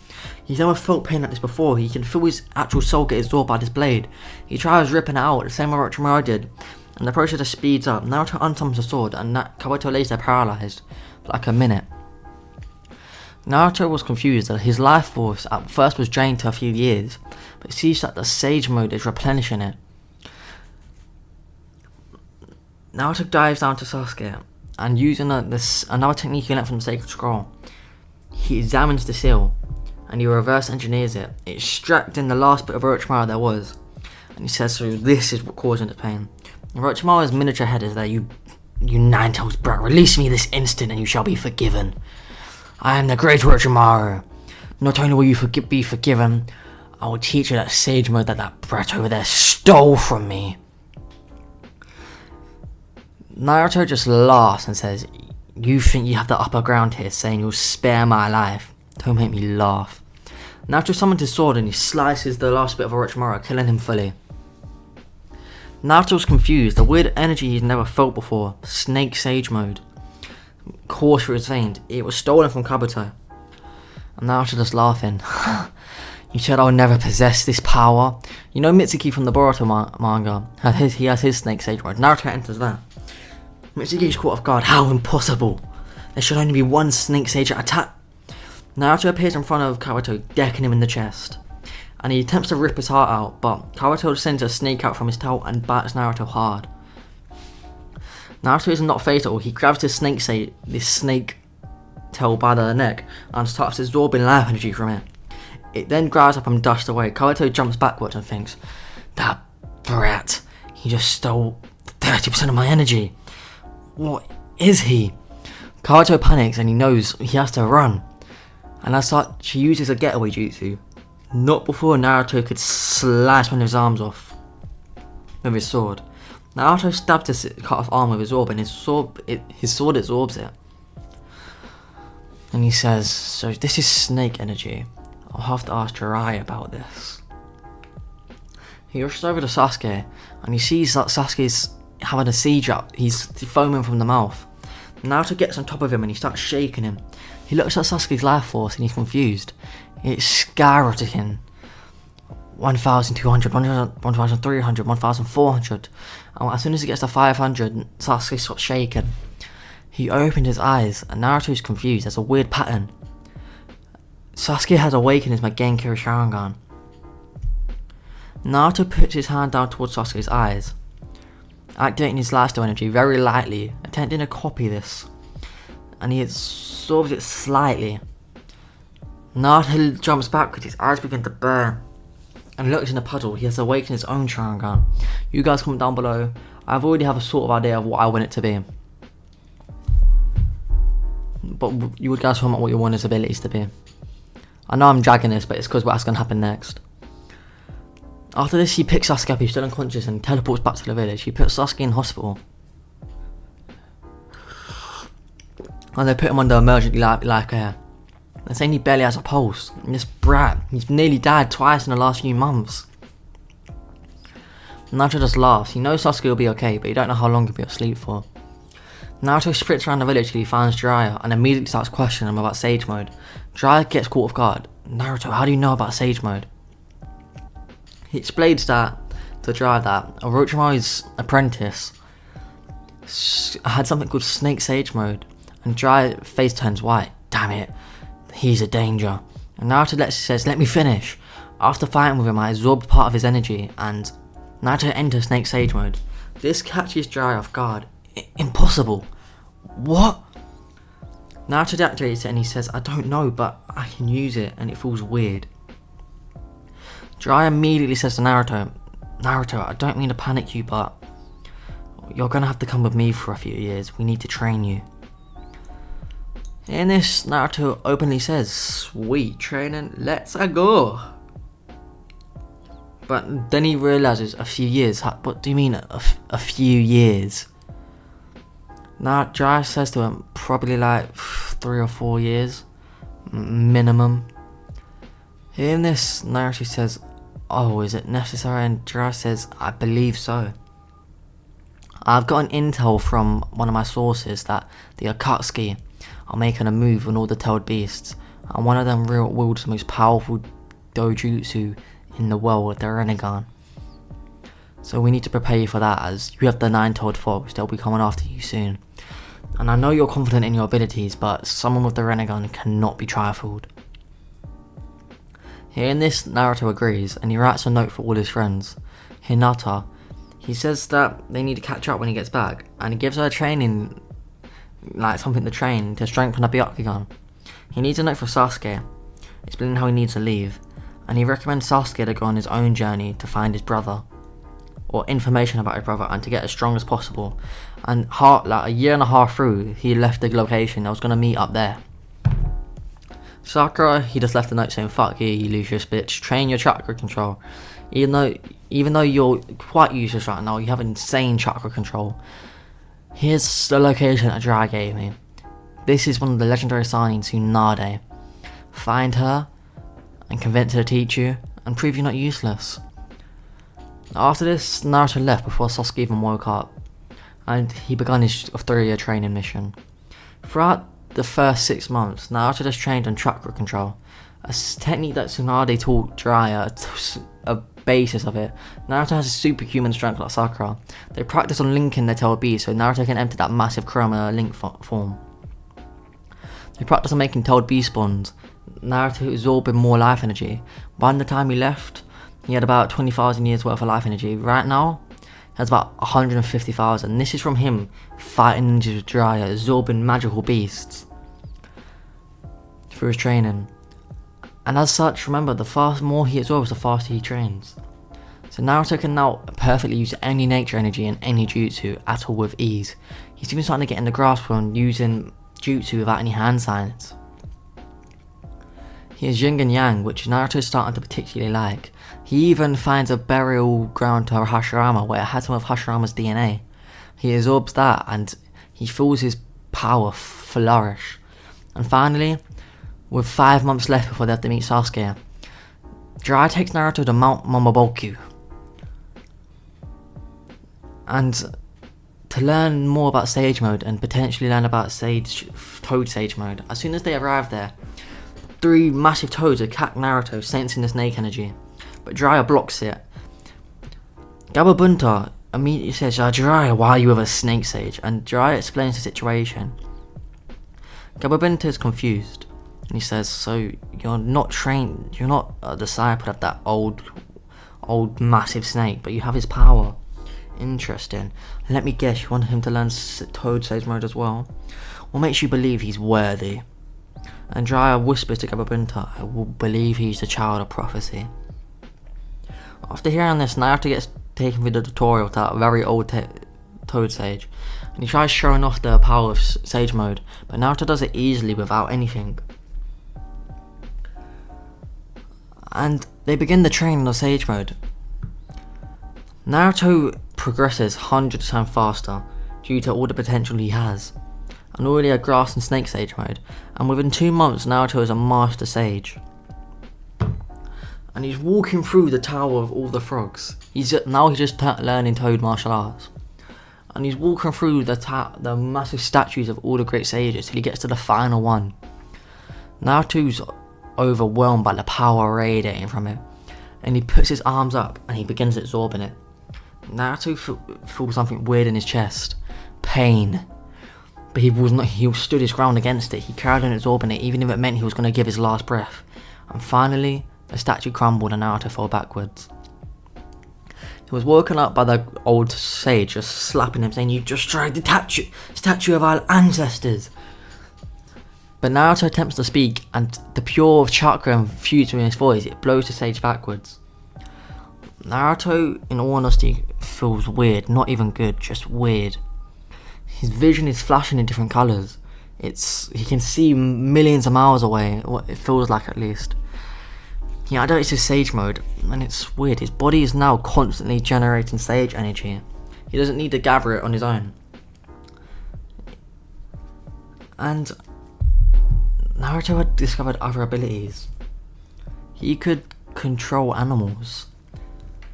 This is the Great Sage Energy, not the Sage Energy Path, a bit below that. The first ever Sage Mode user. Naruto had absorbed his chakra, giving him an insane amount of pure Sage energy. Naruto tried infusing this with his other techniques, which worked out incredible. He even changed their nature to Sage type. I know you're going to be confused, I'll explain it later. Naruto found out that he'd been in a 2-month coma. But he shoots up and immediately tells Jiraiya they need to leave. No, a 3-month coma. It was the day they was meant to meet Sasuke. He immediately tells them they need to leave, and Jiraiya rushes them out without even Naruto getting explained his abilities or figuring them out. As soon as they get out of the outside world, Naruto runs off. He realises that Jiraiya cannot keep up. He then realises he's moving at insane speeds, he's never moved this fast before. And he runs towards Jiraiya and grabs him. He begins sprinting towards the spot. Everything seems to be moving in slow motion for Naruto, and he arrives at the same time as Sasuke. He notices something. Sasuke had a few scars. He was taller. His chakra was different. But he could sense his emotions, Sasuke had pure happiness seeing Naruto, and they both ran towards each other hugging. They did a recap over their abilities. I cannot lie to you, man. This is an edit, by the way. I'm editing in. I'm gonna leave the recap in the next part. I normally edit out the recap so it's just a straight film. And I know I keep on pissing you lot off because I know for a fact your blood is burning, and I know some of you lot that'd be better to be on Discord. Can you stop interrupting the movie? I listen to it as an audiobook and it's very peaceful and you're just interrupting it. Like, we don't want to hear your voice. Boss man, if you don't want to hear my voice, why the fuck are you watching one of my movies that is nearly 2 hours long of my voice? Anyway, because I didn't really recap it or didn't really explain the abilities that well last time, I'm just going to let you enjoy them. Other than that, bye. We're near in the end, but not near there yet. Anyway, I'm not going to drag out too long. Last time we left off, Naruto gained the Great Sage's ability. The first ever Toad to use Sage Mode, Naruto got his chakra, his life energy, giving him unique abilities. And last time I said he can control animals, I also meant he can turn people into animals. I don't know why I said control. But yes, he can turn people into animals and then control them. But then he met up with Sasuke, and now we're back there.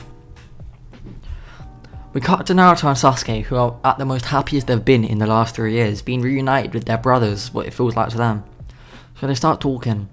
Naruto asks him first, so Sasuke, what did you do? Sasuke went a bit quiet and he said, well, I learnt that the reason Itachi killed my clan is because the Leaf Village ordered so. And I don't know if it was Third Hokage or Danzo, but either way they need to die. Hearing this, Naruto is thrown off guard, but he's going to support Sasuke more than his own village. And he says, Sasuke goes to Naruto, well, I suppose you're not going to support me, but I don't want to fight you. Naruto slaps him and says, support you? You want to destroy that village? Let's go blow it up right now. Hearing this touches Sasuke off guard, but it reassures them their friendship is still there. Then it explains how he went to the Great White Sage and explained how he'd been cheated out of his power, about how Kabuto lied to him about Orochimaru actually being dead. And as such, the Great White Sage taught Sasuke a different version of it, a version where similar, a rip-off of the Toad Sage mode, where he can access it without having to turn into a snake. Naruto activates his own Snake Sage mode. You mean like this? Sasuke says, exactly, how did you... And Naruto says, well, I've also learnt Snake Sage mode from killing Orochimaru, and I also learnt Toad Sage mode. Hearing this, Sasuke laughs. Next thing you know, he activates his Magenko Sharingan, showing it off. And Sasuke says to him, Naruto says to Sasuke, that's a different pattern than before. Sasuke said, yes, although it isn't the eternal Magenko Sharingan, which I will gain after killing Itachi. This is the Sage Magenko Sharingan. It basically unlocks a new ability. So Naruto asked what this ability is, and he said, I'll show you in time. Other than that, I think we should keep our cards close to our chest, Naruto. How about you tell me some of your abilities? Naruto laughs and says, of course. He puts his hand up to the sky and sends a massive wall of fire shooting out of his hand as if it was nothing, no hand signs. Then he waves his hands and the trees begin to move around them, wood style. He stamps on the ground and it turns and the wall appears all around them of earth, and then Naruto pushes them down. He does this with every single nature style. After absorbing, I should say, the Great Sage's chakra, Naruto finally figured out, there's Great Sage's life energy, he finally figured out the final step to using jutsu with no hand signs. It requires Sage energy. Seeing this, Sasuke is amazed and he says, you're always one step ahead. Naruto says you have no idea. Next thing Naruto does, he sees an animal and he points towards it. It was a squirrel and it became a wolf, and he returns to the squirrel. The squirrel shakes his head, a bit caught off guard, but carries on walking. Sasuke is he's very caught by surprise, and Naruto says, I don't know, it's like I can control the very essence of their life. Next thing you know, Naruto has his arm there, his hand in front of him, a white orb appears and it molds, and it becomes a baby bird. So Naruto says, not only this, I can create life at will. But, as you said, let's keep our cards to our chests. So Sasuke's just amazed. So is Jiraiya. Naruto figured how he could do this on the way to get into Sasuke. But other than that, Naruto also shows off some of his new jutsus. One that Dry and him specifically developed, the Rasen Shuriken. And there was also the Rasen Bomb. But we'll talk about that later. They speed back to the village, and when they get there, they're welcomed by Hinata and Sakura. Sakura dives at Sasuke, and Sasuke boots her in the chest, saying, "Fuck off." Okay, I'm joking. You know what? We're keeping it in. I was gonna make Sasuke dodge, but that was way better. And Hinata goes up to Naruto, going, "Naruto." Naruto puts Hinata on the head, saying, "Let's talk later, Hinata." And as such, Hinata blushes and nearly passes out, but she agrees. They go to the third Hokage's office, and by their surprise, the fifth, a blonde-headed woman, is sitting there with the third Hokage next to her. And she goes, "So you must be Naruto Uzumaki. You were gone for a long time, but I'm the fifth Hokage. Your best friend Sakura." Naruto says, "Hold up, best friend? I'm not best friends with that useless bastard." So Naruto goes, "How dare you call my student useless?" And he goes, "Oh, so she did become your student. I take it back, she might be a bit useful now." Tsunade's veins bulge, but she takes a deep breath. From what she heard, there's no need to make a bad relationship with Naruto, who could be the strongest ninja in this village. She explains how the third Hokage is getting on in age, and Naruto looks over, he winces. 5 years left for the third Hokage in his lifespan. And Naruto looks at her and says, "Wait, you're 56? Tsunade blushes it. How do you know my age?" That's when Jiraiya walks in behind him, and then Tsunade blushes again, but she doesn't let it show. And she goes, "Anyway, we promoted you both to Jonin, considering we've heard rumours of your great defeats in many other nations. I heard you stopped the rebellion in the Sand Village. But there's no time for that. You have a mission. Your friend Gaara, yes again, it was not a rebellion, but Akatsuki captured him, and we believe they're planning to extract the One Tail.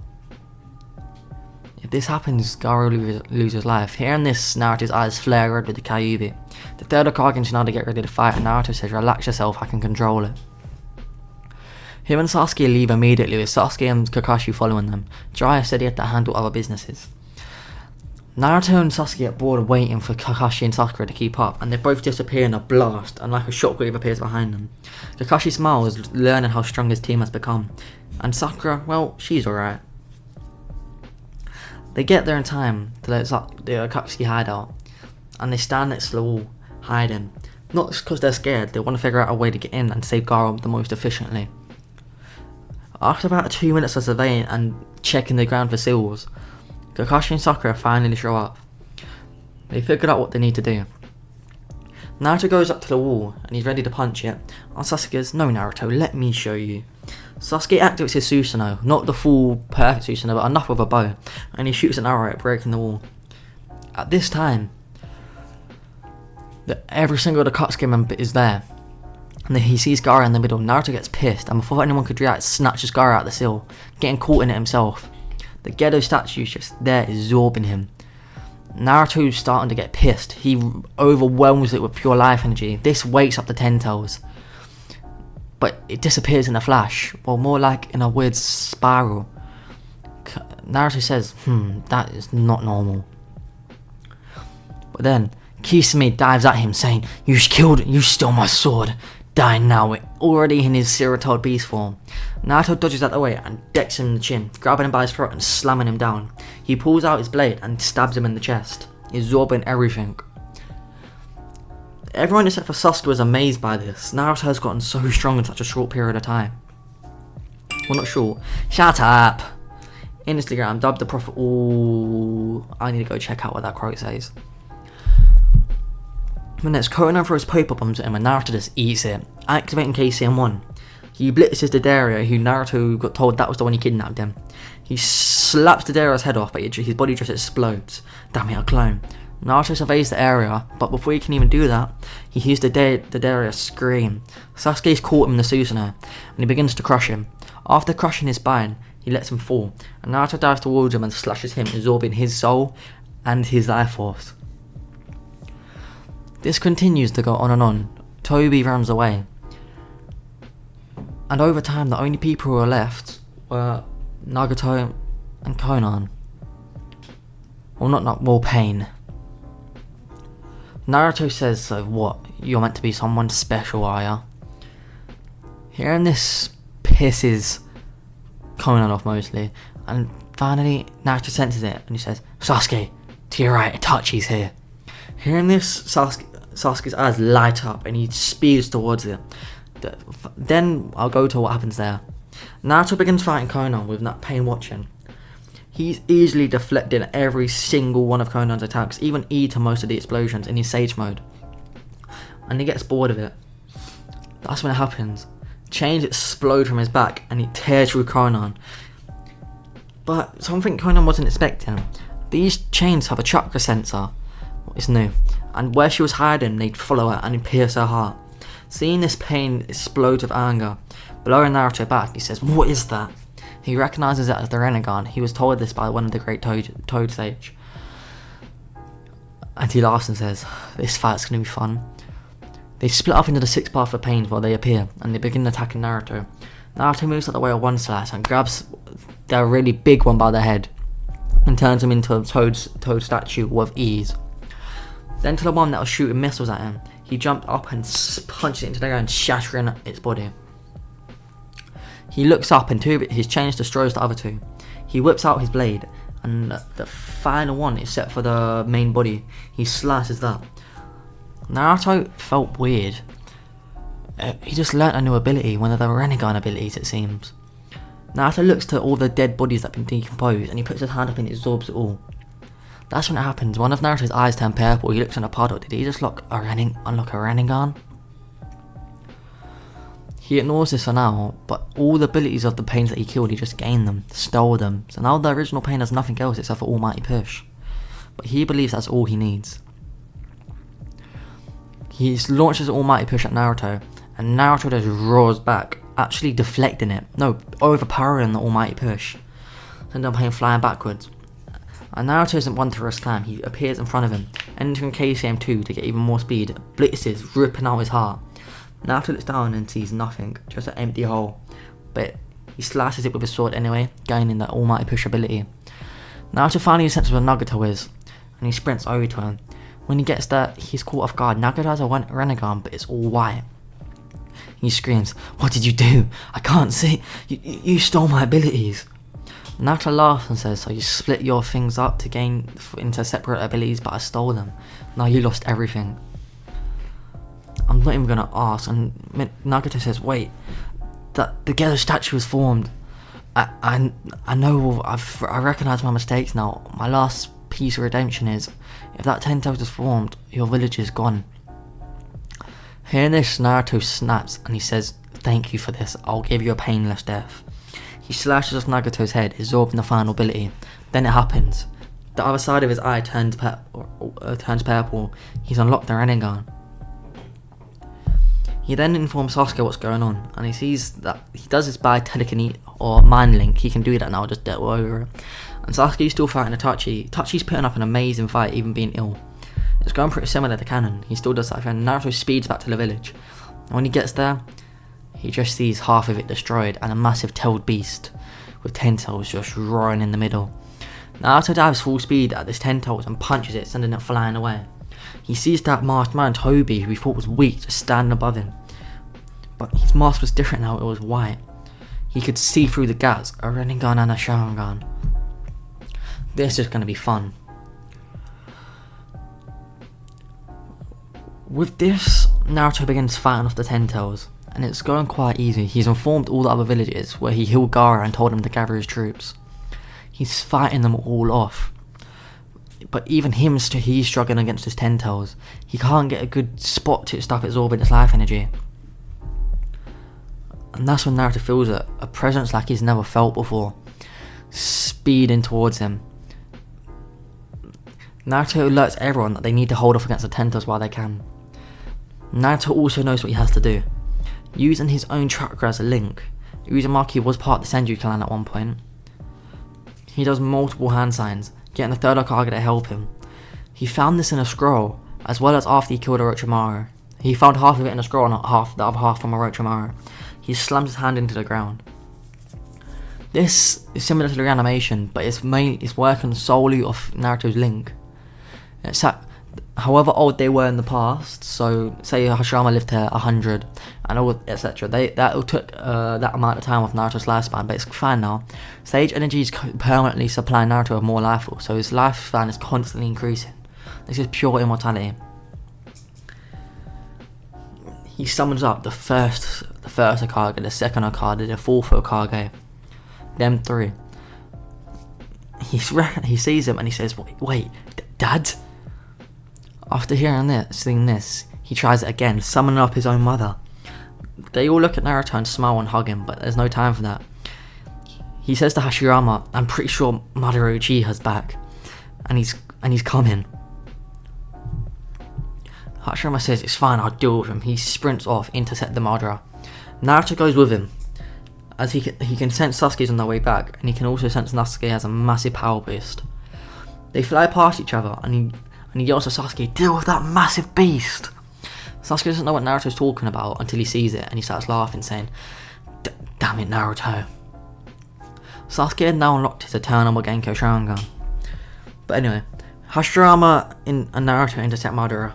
Madara goes, Hashirama. So you've come, so it's a final reunion. I just came here to become the next sage of the Sixth Path, but I guess I can entertain. He begins fighting with both his Sharingan activated. Don't ask me how he has it. Plot. And he's actually dealing with Hashirama quite easily, but it's for his surprise, Naruto is the one causing a problem. He's activated his KCM2 Sage mode, Snake Sage mode, everything. And with that, Naruto's speed is faster than Sharingan can keep up with. So every time randomly, a sudden huge hole appears on Madara's chest that takes some time to heal. But just as Naruto formed a massive Rasen Sharingan and chucks it towards Madara, Madara blocks it. Naruto's caught off guard. What? No damage? That's when he sees it. A Rinnegan. Naruto had been hiding his Rinnegan with transformation jutsu. But when he sees Madara's, he reveals his own. This scares Madara. How? How do you have a... It doesn't matter. I must go. Madara disappears and appears next to Beetle on the Ten Tails. Seeing that Sasuke had his eternal Genko Sharingan, he applauds, saying, "My clan truly is the greatest." Until he realizes that isn't a regular Genko Sharingan, it has Sage energy behind it. With this insane power boost, Sasuke shoots a massive arrow, and I mean this arrow half the size of the Ten Tails, which pierces the Ten Tail in the middle. That's when Naruto appears above it. He finally has a chance. He grabs onto the red Rinnegan and begins absorbing life energy to the point where that red Rinnegan turns white and disappears. Naruto feels insane pain course through his eyes as he jumps backwards. He's screaming in agony. That purple Sharingan, the red Sharingan, the Renny Sharingan should we call it, disappears from the Ten Tails and it appears in both of Naruto's eyes. Seeing this, Madara freezes up. How does he have the Renny Sharingan? My entire no, we must complete the plan now. Madara absorbs the Ten Tails, becoming the Ten Tails Jinchuriki. And he begins to laugh, saying, so even without the Ten Tails having their Renny Sharingan, I can access a portion of its power. It's enough for the infinite Tsuki. Naruto appears in front of Jiraiya and smacks him across the field, and he grabs a beetle by his mask and shatters it. Seeing his face, catches Kakashi off guard. He says, a beetle. But Naruto has no clue who he is and he doesn't care. He activates Sage energy and pierces him through the chest. This doesn't kill him, but it puts him out of commission for a little bit, and he slaps him across the other side of the leaf village as well. He speeds towards Madara, thinking it'll be easy, until Madara finally gets a grasp on his new power. He summons up his black staff and swings it upwards, slicing away at Naruto. Naruto barely dodges this, but he gets impelled by this weird energy. Madara sends a massive black orb, a truth-seeking orb, directly at Naruto. Naruto recognizes the danger of this, and instead he absorbs it. When this happens, Naruto's heart stops, and he falls down to the ground. Madara has no clue what just happened, but he's going to take it. And at the same time, Sasuke, being caught off guard by another truth-seeking orb, had his heart absolutely destroyed. And they both fall and meet the Sage of the Six Paths. They're together this time. And Naruto says, well, if you're the sage of the 6 paths, what can you do for me? I already have sage energy, I already have a Rinnegan, because of course he gave Sasuke half a Rinnegan in one eye. And the sage of the 6 paths says to Naruto, well, I'm gonna inform you of some information. My mother is on her way. She's like a foe you've never seen. But also, I'm hoping you can do me a favour. I've been cursed with infinite life by my mother, so even when my mortal body disappeared, my soul remains. So now I'm forced to watch over time, govern it, watch over dimensions. I'm hoping that you could free me from this. I am pure life force. Hearing this, Naruto is confused at first. He recognises the phrase life force, or life energy, and he says, so that's it. He puts his hands up and it absorbs the sage of the 6 paths. When you look to the top right, he's caught off guard. The life energy that he saw before is now an infinity sign. And he snaps back into reality where he sees Madara, who was just about to destroy the Leaf Village, bursting up into a bubble. And he sees a white woman with white hair, white eyes, floating above the Leaf Village. Last time we left off was on a very strange ending. Naruto got like 17 power-ups in the span of 7 minutes. He absorbed the sage of the 6 paths life energy, and then he looks in the top right, his lifespan went infinite. And then he also absorbed the 10-tailed Rinnegan. Now he has 2 Ronin Sharingans in his eye. One sec guys, I've got to get some air some more.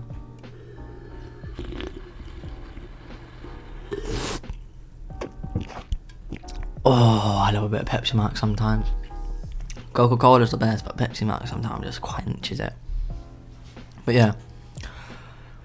But then Madara, who thought was going to be an annoying person to fight, started bubbling up and exploded. And from the rubble or from the dust was this woman floating with white eyes, white skin, white hair. Seeing her, Naruto for the first time felt fear. It ran through his body, and he immediately teleported back to Sasuke with his Ronin Sharingan activated, Inki CM2, Snake Sage mode, everything activated. He was ready to fight this. Sasuke felt the same thing Naruto did, an overwhelming presence. He begins to get ready to fight. That's when it happens. A weird black corridor opens up and she flies through it. Naruto managed to save himself just at the last second, as well as Sasuke, as she appeared behind them. Naruto managed to kick Sasuke out of the way just before a weird white rod impaled both of them. Naruto isn't wasting any time. He waves his hand forward and absorbs the white rod. He fills the power core with friends and he makes his own versions. So if you get caught by these, you start decaying. Good to know. That's when he finally sees it again. That black portal opens up. Naruto using his teleportation ability, similar to Sasuke's, but it's just way wider. He teleports next to her, and with the portal open, he puts his arms up and it absorbs the portal as she's going through it. She does get through it, but it was a very small portal. Naruto looks down. These weird equations are flying through his head. And he goes to Sasuke, I think I can make them portals. Sasuke says, what? And as Naruto senses Kaguya coming, he goes onto Sasuke and opens a similar, literally the exactly same portal that Kaguya did with the same type, and he flies through it. They end up in this weird dimension. It was black all around them, but there was multiple visions, like pools of water that showed infinite different worlds. And he saw the ones that they were just in with Kaguya. She was there searching for them, surveying, because you couldn't sense their chakra.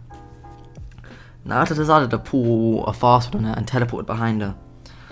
Naruto then slapped on the back of their head and they're flying. He thought this was going to be easy. That's when it happened. Obito came in flying with a Rinnegan now in his eye, as well as his Kamui, but half his body was black. He sent a massive strike towards Sasuke's vital places, and if Naruto didn't manage to intercept it, Sasuke would have died. Knowing this, Sasuke steps his game up, and he asks Naruto, you deal with that Kaguya bitch, and I'll deal with this one. They both agree. Naruto gets ready to fight Kaguya. That uneasy feeling, the fear he felt in his chest is now gone. Kage zooms towards him at speeds that no one's ever seen, but for Naruto, he doesn't know what it is, if it's the Sage 6 plus power, or whatever. She's moving in slow motion. That's when Naruto sees it. In the top right, it was something unexpected. The infinite symbol was glowing. Naruto then realised his abilities were infinitely getting amped, multiplied. And Naruto finally decided to use what he feared.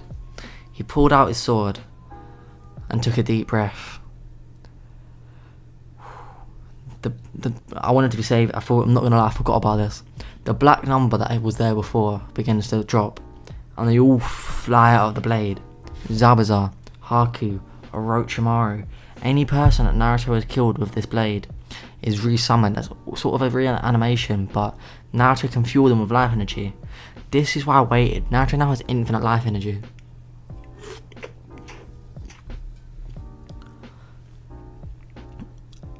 And as such, he summons them all. Good thing that Naruto did this just in time, as these weird clones, not even clones, these weird monsters. This is her chakra developing. It looked like a rip-off of the Tailed Beasts, just very disfigured. Every single clone got sent out to deal with these, allowing him to fight with Kage even more. Kage dived at him with one of her white rods activated, and Naruto summoned up his own black one instead. By the way, Naruto does have True Seeking knobs on his back. He summons up a black True Seeking staff, and he swipes the white rod of whatever the hell it's called. White ash rods, I'm gonna call it that. It absolutely obliterates it. The more and more that Kage is getting oppressed with ease, the more and more she's losing herself, her sanity. The more chakra pours out of her. That's when it happens. The red eye on her forehead opens, and an overwhelming chakra rushes out everywhere. Naruto gets sent back flying. His skin is burnt up, but it heals. And he says, "You want to play that game? Let's play it." Naruto looks at his hands and he sees the mark, exactly the same to the mark on the Sage of the 6 heart, the Sage of the 6 Path's head. It's the symbol of life. Naruto focuses down to his very core concept, and the similar symbol starts forming on his forehead. Naruto is now meditating. He doesn't care if Kage gets to him in time. He needs to do this. As soon as the mark on his forehead fully appears, everything changes for Naruto. He suddenly can see the beginning of time, the start of the world, how it will change. Naruto finally understands his effect on the world, his duty to maintain balance. Naruto isn't just a sage of the 6 paths, he's literally God. At doing this power, Kaguya herself felt fear. She got flashbacks to when Hagoromo himself activated that power. She began to shiver or tremble, but no, her only thought is, my sons, I have to kill my sons. She dived towards Naruto, but Naruto, now with a new understanding, puts his arm upwards, and she freezes where she stood. It's not exactly gravity manipulation, it's pure time manipulation, but her body's frozen, her perception isn't. She's looking at him, and Naruto can just hear her thoughts. You evil brat. As more time goes on, her thoughts went from, I just want to see my sons, to kill them. Naruto's not understanding the really sad situation this Kaguya woman's in. She's that mentally unstable, she doesn't even know. But Naruto doesn't want to show mercy to someone, even if they have no clue what they're doing. He begins to strut towards her, and looks her dead in her eye, and he says, Kaguya Otsutsuki, a traitor to your clan, but I respect you for what you did. I don't respect you for wanting to kill your son's love, and then make your sons kill each other. Today you shall know retribution. Today there shall be salvation. Your name shall no longer bring terror to those who know it.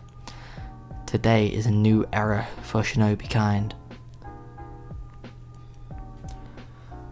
Naruto picks up one of his True Seeking orbs, and half of it turns white.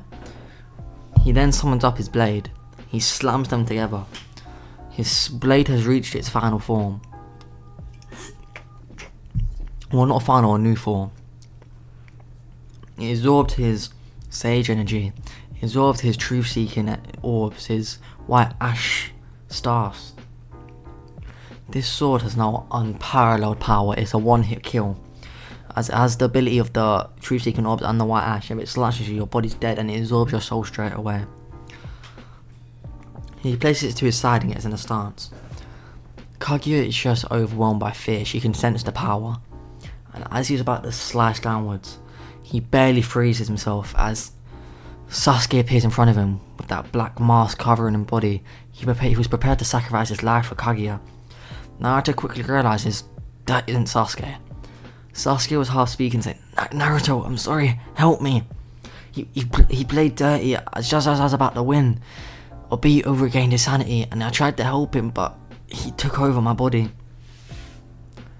Naruto was not pissed off at all. He begins laughing, saying, "So you're Black Zetsu." Zetsu's caught off guard, saying, "How did you know?" Naruto just says, I gained all the knowledge of the past, the future, and the present. I know what you did to Indra and Ashura. You tore them apart. They were brothers, and you tore them apart."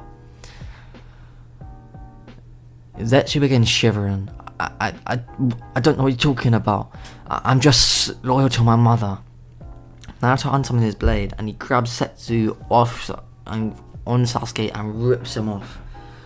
Zetsu's real body forms and he tries to take over Naruto. Naruto just laughs. Zetsu surrounds half of his body and he begins to attempt to control it, but he soon finds Naruto's perfect control over his body. And he says to Zetsu, "You are half god at most. What do you think someone like you, someone who was born out of pure hatred to get revenge on someone they could not attain? You're something your mother wanted so dearly but could not recreate. You're a failed project. You're just a mistake." Hearing this, Zetsu goes into a fit of rage. How dare you! How dare you! Mother loves me. Mother will do anything for me. I'm better than the Hagoromo and I forgot the other sages. The other six. That brother.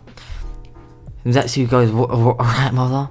Kaguya just looks at him with a blank look, and she says, You were just a bastard." Hearing this, Zetsu begins to break down, and he begs Naruto to just end it, kill me. Hearing this, Naruto feels actual sympathy for Zetsu. His entire life was driven by being able to reincarnate his mother, who he believed would be the one person to truly love him. Naruto knew what that feeling was like. He truly knew what that feeling was like. And at first Naruto was just going to absorb Zetsu, but he seals off Kaguya's speech again, and he forces him off him. He gets on Zetsu's level face to face with no hostility, nothing in his voice, and he says, "Zetsu, if that's what you want to be called, so be it. I apologize for what I said before. I misunderstood you. You're not someone made out of hatred. You were someone I'll stand by it actually. You were made out of hatred, but you became someone who was driven by love. Whether that love was misguided, it was still love. Why don't you let me help you guide that love? I understand you're going to be a bit suspicious, sorry guys, but if you ask me, you could be someone great, someone who comes out of your brother's shadow, your mother's shadow, anyone. You could be who you want to be. You just gotta let me give you a helping hand." Naruto puts his hand out to Zetsu, and Zetsu goes to shake it until Kaguya explodes. She's entering her rage form. Naruto was shocked. He didn't think Kaguya would be able to break out of his suppression. Her body begins to bubble up as she enters that weird bunny form, I don't even know what it's called, and starts screeching. She begins to roar and charges up a massive Buji bomb. Zetsu says to Naruto, "You said to let me be guided by love. Let me save you. I'll give my life for all the misdeeds I've caused in the past. I hope the ninja world can forgive me. He attempts to fly up and seal off this jutsu, but Naruto grabs him and says, You really underestimate my power. Kaguya launches this massive tailed beast bomb. Naruto just laughs. He flies up towards it and puts his hand out.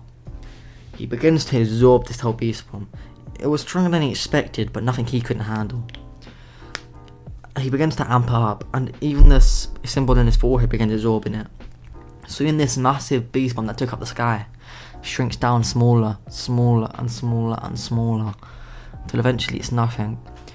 And Kaguya is left there on her knees in tears. Naruto walks towards her with disgust on his face, saying, You were meant to be a mother who loved and cared for her sons, but look at you. You turn them against each other out of pure hatred, pure jealousy. And you still want to call yourself a mother. I bet you're sitting there, I know I can sense you as you want to cry about your sons. Your sons hate you because of what you've done. Are you seriously, I don't care what sort of god you are, you seriously going to sit there and tell me you have no clue why your sons hate you? They look at you with disgust. Your son's first and only love, you killed her for power. You made it so he discovered her body. And then when he confronted you about it, you literally said, so what? And then, because they didn't agree with you, you tried making your son who were brothers, kill each other. I look at you, I don't look at you as a god. You're nothing more than a pointless rat. You should be beheaded where you stand. But this choice isn't up to me. He looks over to Zetsu and he says, This is your choice. I can kill her, or she can be spared. Zetsu with tears in his eyes saying, She needs to pay for what she done to me, not just me, the world. Naruto smiles and says, You just took the first step in the right direction. Mercy's a good trait, but not for monsters. Naruto summons up his sword again, and even though Kage is saying no, stop, he runs towards her and impales her in the heart. He feels this Otsutsuki power rush through his DNA. Naruto's pure biological functions are changing. He unlocks the Tenseigan. Oh, I'm just going to give him power ups. He unlocks Tenseigan. Every little jutsu he didn't have, he unlocked. He suddenly had Rinnegan on his hand. Well, actually, he could create Rinnegan on his hand if he wanted to, but he doesn't have it 24/7. And Kaguya was killed, and it was the end of that great Shinobi War. When Naruto was sent back home, he was promoted to Hokage straight away. Actually, not Hokage. He began his training for Hokage, and he made sure that Zetsu would not be punished. He began training Zetsu to do right. He taught him a good set of morals. And Zetsu began scouring the ninja world, looking for people who was like him mistreated, and he brought them back to the Leaf Village, gave them a good life, trained them in the Otsutsuki ways, which he did know. And eventually the time came for Naruto to become Hokage. And unlike canon, Sasuke didn't just leave the village to go and triumph and what's it called? He didn't give himself self-punishment, so the Shadow Hokage in this was actually Black Zetsu. Similar to where Kabuto became someone who ran orphanages, Zetsu helped him. But he also helped, actually no, Naruto replaced Kabuto. As Kabuto, we're going to get onto that if I continue the series. Zetsu began to run his own experiments, but nothing like Orochimaru. His experiments were purely for the future enhancements of ninja. Yes, it was body experiments, but it's bodies to enhance the ninjas. And it was all consensual with Naruto's approval. It was all humane. It was then developed mostly on cures. Of course, the rest of the plot goes as Naruto marries Hinata. He has kids. Boruto Himawari. Boruto was born special, but I'm only going to get into that when I make a Boruto Whatif. Himawari was born special. Sarada and all them lot were born. And yeah, the Leaf Village is at peace. They believe that nothing in the world can go against them. That is until one day Blocks actually rushes into Naruto's office to tell him about a vision he had. Multiple people with the same heritage as Kaguya or Tsuchi had their eyes on Earth, had their eyes on Naruto, and they were coming. They were coming to cause terror, destruction, and death. But this is the final part of this amazing What If, guys. If you did enjoy, make sure you share with your friends, family, like, subscribe, comment down below, share with your friends and family. And yeah, hope you do enjoy it, etc. Like what I just said, check out the thumbnail artist, get me the 20k subs, like the video, and you see a movie of this soon, guys. Peace out now, bye. And you guys made it to the end of the movie. If you liked it, comment down below, tell me what I could have done better, tell me what you want to see next time. Check out my thumbnail artist, join Discord, subscribe, hit that notification bell. Do whatever the hell you want, bruv.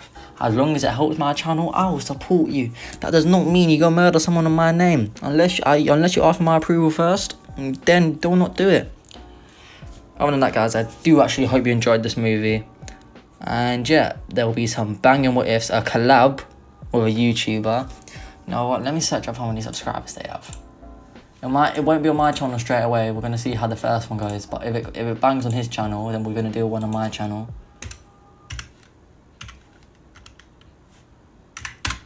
He has, this is just a hint for you. Please don't stop, please don't stop, please don't stop. Oh, 42,800 subscribers. That's the only hint you're getting. Yes, I know, more than double mine. But other than that, guys, hope you do enjoy, and peace out, guys. Bye.